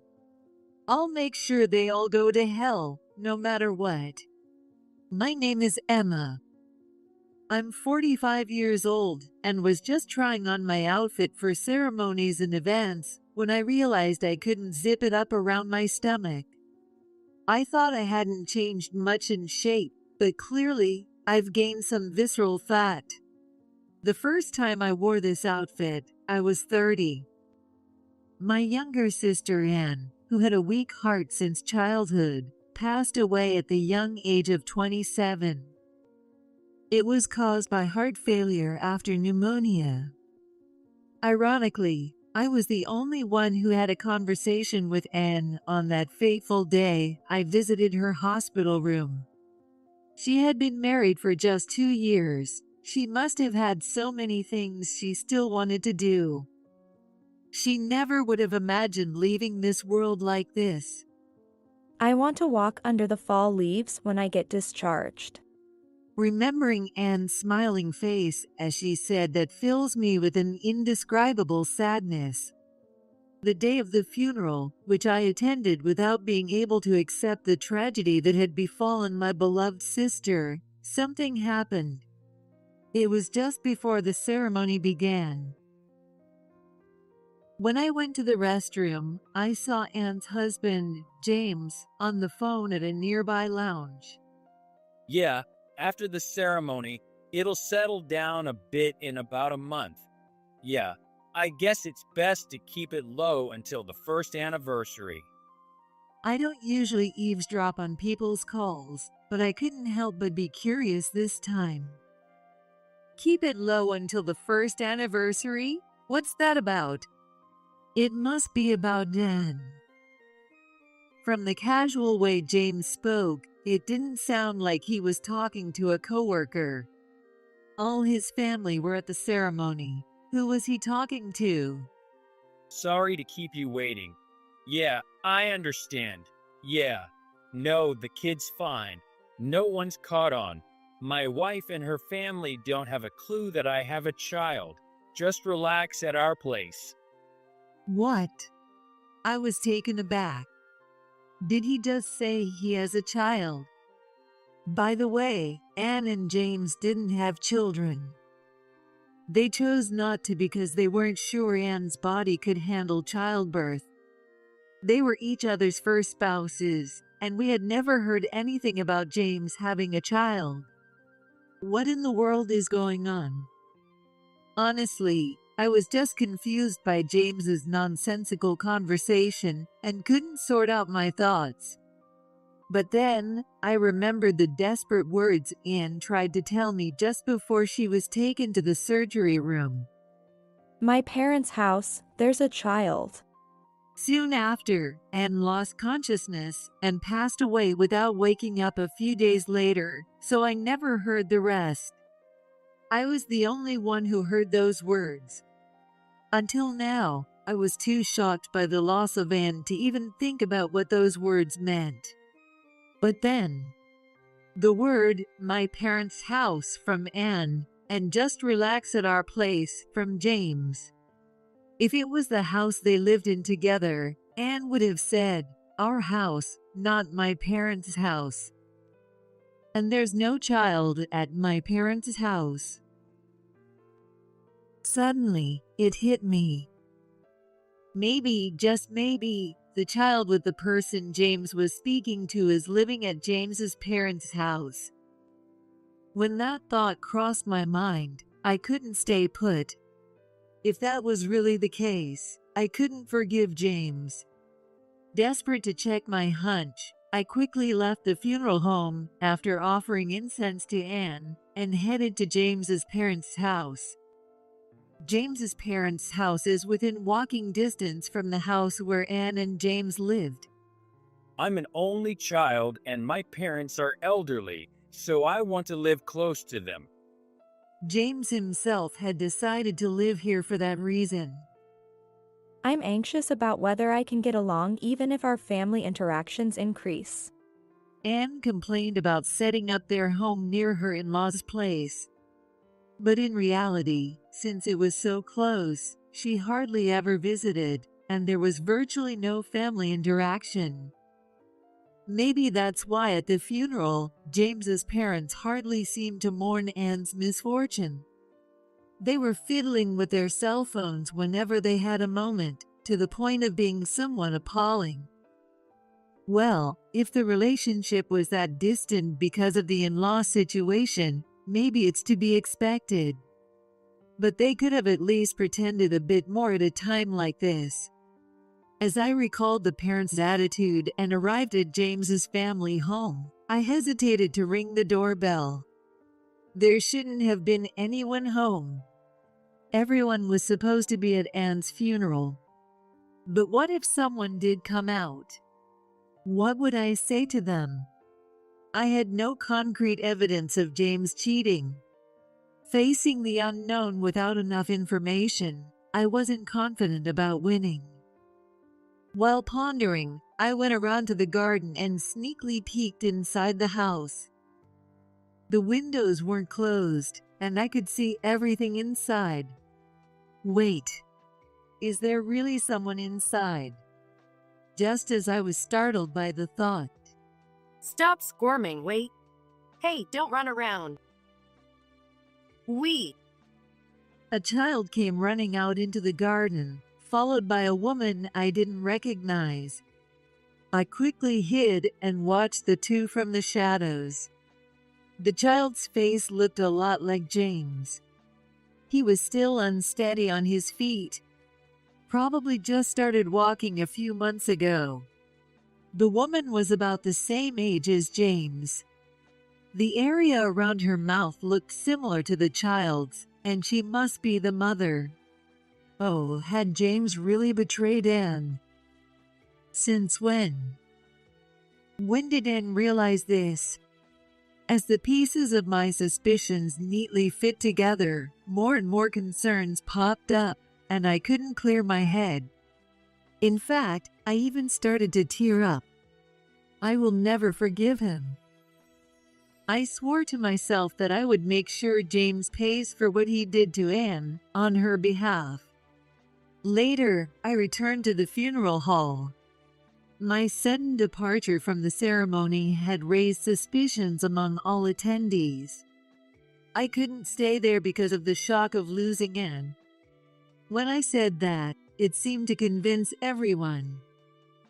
It's unlikely they think I went to James's house, but I was relieved that I didn't arouse any strange suspicions from James or his family. The next day, I decided to hire the only detective agency in the area to investigate James. But it turned out that the agency was run by Sarah, a friend of Anne. She had also attended the funeral, so I remembered her well. And Anne had also hired her company to investigate her husband, Sarah told me. After I reported the results of the investigation, Anne's health deteriorated and she passed away. I really shouldn't be breaking confidentiality, but Anne really looked up to you as her sister, so I'm sure she'd forgive me for telling you. With that, Sarah informed me of the circumstances under which Anne had hired the detective agency and the results of the investigation. Once, despite being engaged, Anne and James almost broke up. The reason was James's so-called cold feet. With just half a year left until the wedding, after the marriage registration was complete, he brought it up. I'm not confident I can protect Anne with her weak heart. I want to keep some distance. After much deliberation, Anne agreed to James's request and chose to put some distance between them. I really want to marry Anne after all. About 2 months later, James came back apologizing, and they were able to smoothly proceed and have their wedding. Despite being newlyweds, James worked tirelessly on weekends, aspiring to one day buy a house for Anne, who he had troubled so much. This meant they spent considerably less time together, yet Anne talked about it as if it was a sweet gesture. It's all good now. I thought it was sweet, but in reality, right after their engagement, James had started an affair with a childhood friend, Lisa. He and Lisa had dated before, but broke up over minor disagreements. After meeting and getting engaged to Anne, James still harbored feelings for his old flame. Then, Lisa reached out to him, and sparks reignited. Moreover, his cold feet excuse was a lie. Around that time, Lisa got pregnant, and James, who was pondering whether to divorce Anne and marry her, had even leaked this dilemma to his friends. Lisa insisted, "I won't demand marriage if you stay with me, but I'm having this baby." He didn't want to leave her, yet he also didn't want to tell his legitimate wife, Anne, about the child outside their marriage. Nor could he deny his child with the woman he loved. Though he didn't want her to have the baby, she was adamant about it. Stuck and desperate, James consulted his parents. "Since it's our first grandchild, let her have the baby." The parents were the ones who suggested it. His parents had initially pushed for his marriage to Lisa, the childhood friend they knew well. Plus, they were not fond of Anne, who was frail, and they often complained about not being able to see a grandchild. They said Anne is frail and won't last long anyway. After she's gone, acknowledge the child and remarry Lisa. The mistress wholeheartedly agreed to this outrageous plan. It was a favorable situation for James, too. If that's what my parents say, then it might be an option. James agreed, and it was settled that Lisa would have the baby. Lisa was an only child like James, and her parents had already passed away. Therefore, James's parents frequently visited Lisa's home across the street to help out during the pregnancy and after the birth. The claim that James was working on weekends right after his wedding was a lie. He was likely visiting the newborn at that time. There were eyewitness accounts from neighbors of James frequently visiting Lisa's house. This suggests that the reason for moving close to his elderly parents was also a lie. More likely, he wanted to be close to see his child. As the child grew, "We want to see our grandchild grow up close," said James' parents, and it seems the child and Lisa spent more time at James's house. That's why they found excuses to keep Anne away from James' parents' home, eventually stopping her visits altogether. It's appalling how the entire family seemed to endorse the affair. Anne only became aware of James's infidelity about a month ago. Feeling unwell, Anne had come home early from work and was resting. He probably didn't realize that Anne was there. James, who usually never emails or calls at home, came back home a bit earlier that day and was on the phone. I got off work early. Can I come over now? What? My wife? She's at work, so she won't notice. She's been feeling sick a lot lately and goes to bed early. If I say I'm working late, I can stay longer. Yeah, I also want to live with you guys soon. Every time she says she's not feeling well, I kind of hope she won't be long now. Imagine how Anne felt hearing that from her sickbed. Just the thought is heart-wrenching. This incident led Anne to realize James's infidelity, and she turned to Sarah's detective agency for help. The investigation results came out, and just when she was about to confront James with a divorce, she collapsed and passed away. Anne must have felt so betrayed. Sarah concluded, looking down. That must be true. I want to avenge Anne. I couldn't stand the thought of her in-laws getting to enjoy their grandchild while James and his mistress remarried as if nothing had happened. However, having just grasped the whole situation, I was unsure what to do next. After some thought, a light bulb went off. Sarah, are you good with computers? Leave it to me, she replied with a smile. The next day, I headed to James' family home. When I rang the doorbell, Mary, Anne's mother-in-law, appeared on the monitor and looked surprised to see me. "Oh, Emma, what brings you here?" she exclaimed with a slightly shaky voice. "I have something to discuss with you about Anne's personal belongings. Do you have a moment?" Mary fell silent and then the intercom turned off. Maybe they won't let me in. Feeling a bit anxious, I waited a while longer. Emma, I'm sorry. The place was a mess, so I was just tidying up. Please come in. James appeared. "Oh, James, you're here. Perfect," I said with a smile, which made his expression stiffen. He thinks I don't know about the affair, but his face betrays his guilt. In fact, I had just seen the mistress and child through the window.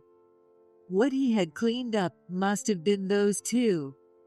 Wonder which room they're hiding in now. As James's parents and he awkwardly eyed me while ushering me into the room. I took a sip of the tea they offered, and as if reading the room, James asked, What about Anne's belongings? "Oh yes, it's this," I said, placing a photo on the table. Upon seeing the photo, James and his parents froze. "James, who is this?" Oh, no, I don't know her. The photo showed James and a woman embracing in bed. "This was sent to our house the other day. It seems, James, you've been having an affair." Both parents glared at James, who frantically shook his head. Wait, I don't remember this photo. James exclaimed. As he protested, I produced more photos. Each showed James kissing the woman or on a date at a nearby amusement park. People who cheat don't say, "I remember it," do they? I muttered, looking down. You're such a child. Mary raised her voice. It's not true, Mom. I don't know anything about this. Lies. Then what about these photos? And you have a child with Lisa? A child? I quickly reacted to Mary's words. Anne's father-in-law opened his mouth, looking guilty. Is this child the one you're talking about? So, Lisa is this woman? I then showed a photo of James holding a child. Why? The whole in-law family was at a loss for words. No, that's not true. James kept shouting. This worthless son. Mary slapped James on the cheek. Did you have other children too? Listen to me, Mom, Dad. But Mary and her husband, Anne's father-in-law, wouldn't listen to James and repeatedly berated him for betraying their beloved grandchild. What's wrong with you, bringing such nonsense here? It was sent to the house. I don't understand it either. I came here wanting an explanation. James, you do have a child, right? I glared at James, and he was at a loss for words. Well, honestly, James is right in a way. James doesn't have any other affair partners besides Lisa. I wouldn't tell them for the world as I might get sued for defamation later, but this photo was a composite I had Sarah create. I could have used a real photo of the actual mistress and child, but I had my reasons for using a composite. You do have a child, don't you? My plan was to corner him into slipping up, but Mary slipped up sooner than I expected, which was lucky. Your silence means it's true, right? Just now, Mary mentioned there's a child, and something about Lisa? Mary and Ronnie froze on the spot at my words. The content sent with these photos said that these kids are being taken care of at this house. That's not true. Mary quickly denied my words. Is that true? There's no way that's true. Then, please show me every room. What? Without waiting for their permission, I stood up and headed to the next room. Wait, don't just snoop around someone's house. James raised his voice. If there's nothing to hide, just show me. I don't mind if it's a bit messy. It's not about that. Then what is the problem? That is. Without waiting for James's response, I broke free from Mary and Anne's father-in-law's attempts to stop me and peered into the next room. Not here. So I went upstairs. I was quite hindered and scraped my knees, but this is nothing compared to the pain Anne suffered. I'm willing to endure a few scratches. As I shoved past the in-laws and kicked James aside, the moment I opened the door to the upstairs room, there they were. In the room, Lisa and a child were sitting on the bed. Oh my, a different woman and child from the photo. What's this about? This is.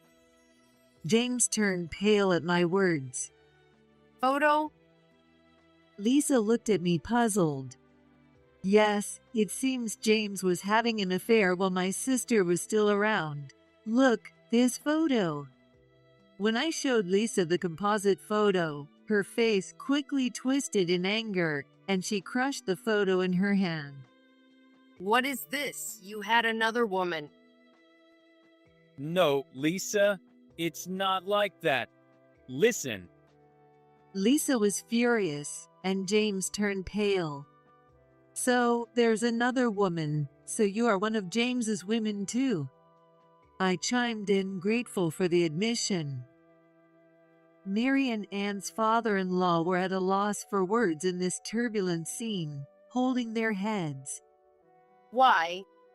You said I was the main one, so it was okay not to get married.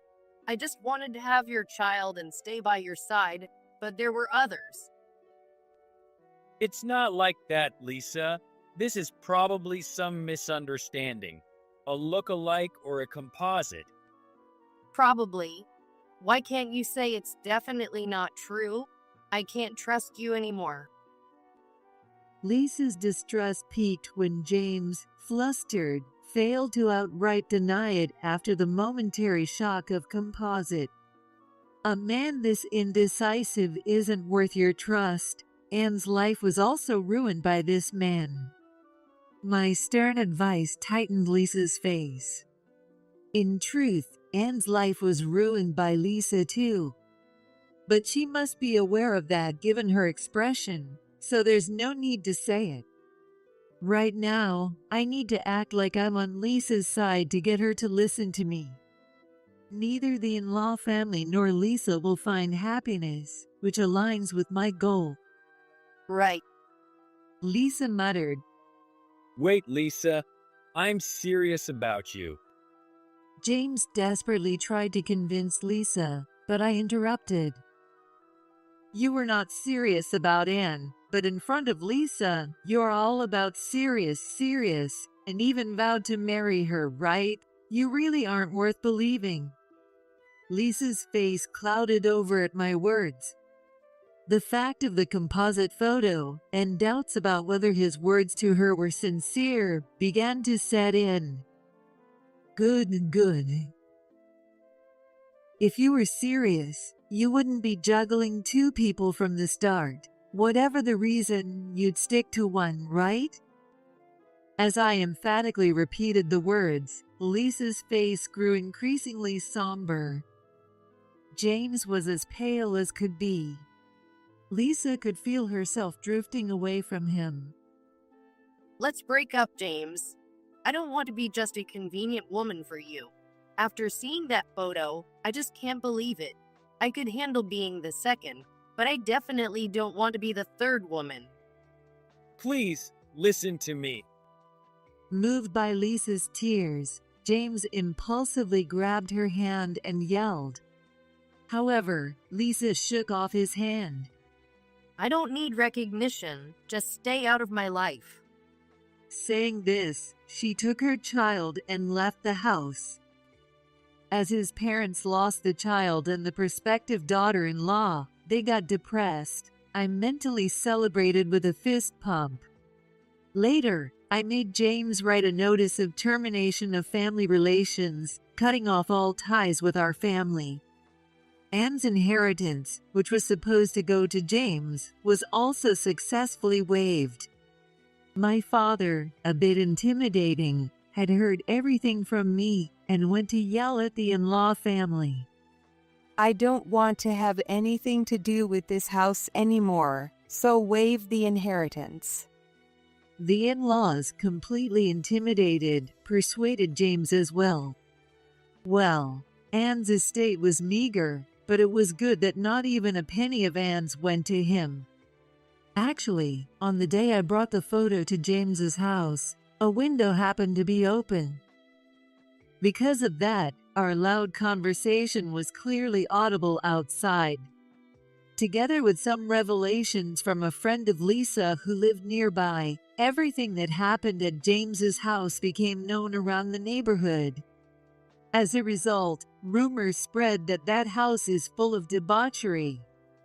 James quit his job and left the area with his parents, as if fleeing.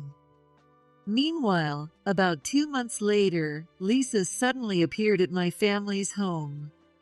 She came to thank me for opening her eyes and to apologize for the disrespect she had shown to Anne, bringing $50,000 with her. I should appreciate Lisa's feelings, but the pain Anne suffered couldn't be resolved with money. It doesn't seem right for us to forgive someone for something unforgivable just because they gave us money. I appreciate the sentiment, but I don't want money from someone who has done such dirty deeds. We didn't accept any of it. Instead, we had the money donated to a nearby children's home where Anne used to work. What? You think that kind of woman would actually make the donation? Don't worry, I went with her to make sure she really did donate it. Anne would surely be happy with this use of the funds. I hope that the children, who have a future ahead of them, will be happy, also for Anne's sake. Embarrassingly enough, I struggled with sister loss for a while and even suffered mentally. There was a time when it got so bad that I quit my job. But I've gradually recovered, and now I'm working in administration at Sarah's detective agency. Actually, since that incident, Sarah and I have become very close. We both lost someone important in such a horrible way, and I think that created a bond between us. And despite not having a good image of marriage because of what happened to Anne, I married my boyfriend of 4 years last year. The COVID-19 pandemic and the experience of losing Anne made me realize you never know when you might not be able to be with your loved ones, which pushed me to make the decision to marry. I want to live without regrets, making sure I spend as much time as possible with my loved ones. Watch over me, Anne. I'll live a long life, not just for myself but for you too, and when I get there, let me tell you all the fun things and what you didn't know about here. I'm going to keep living life to the fullest.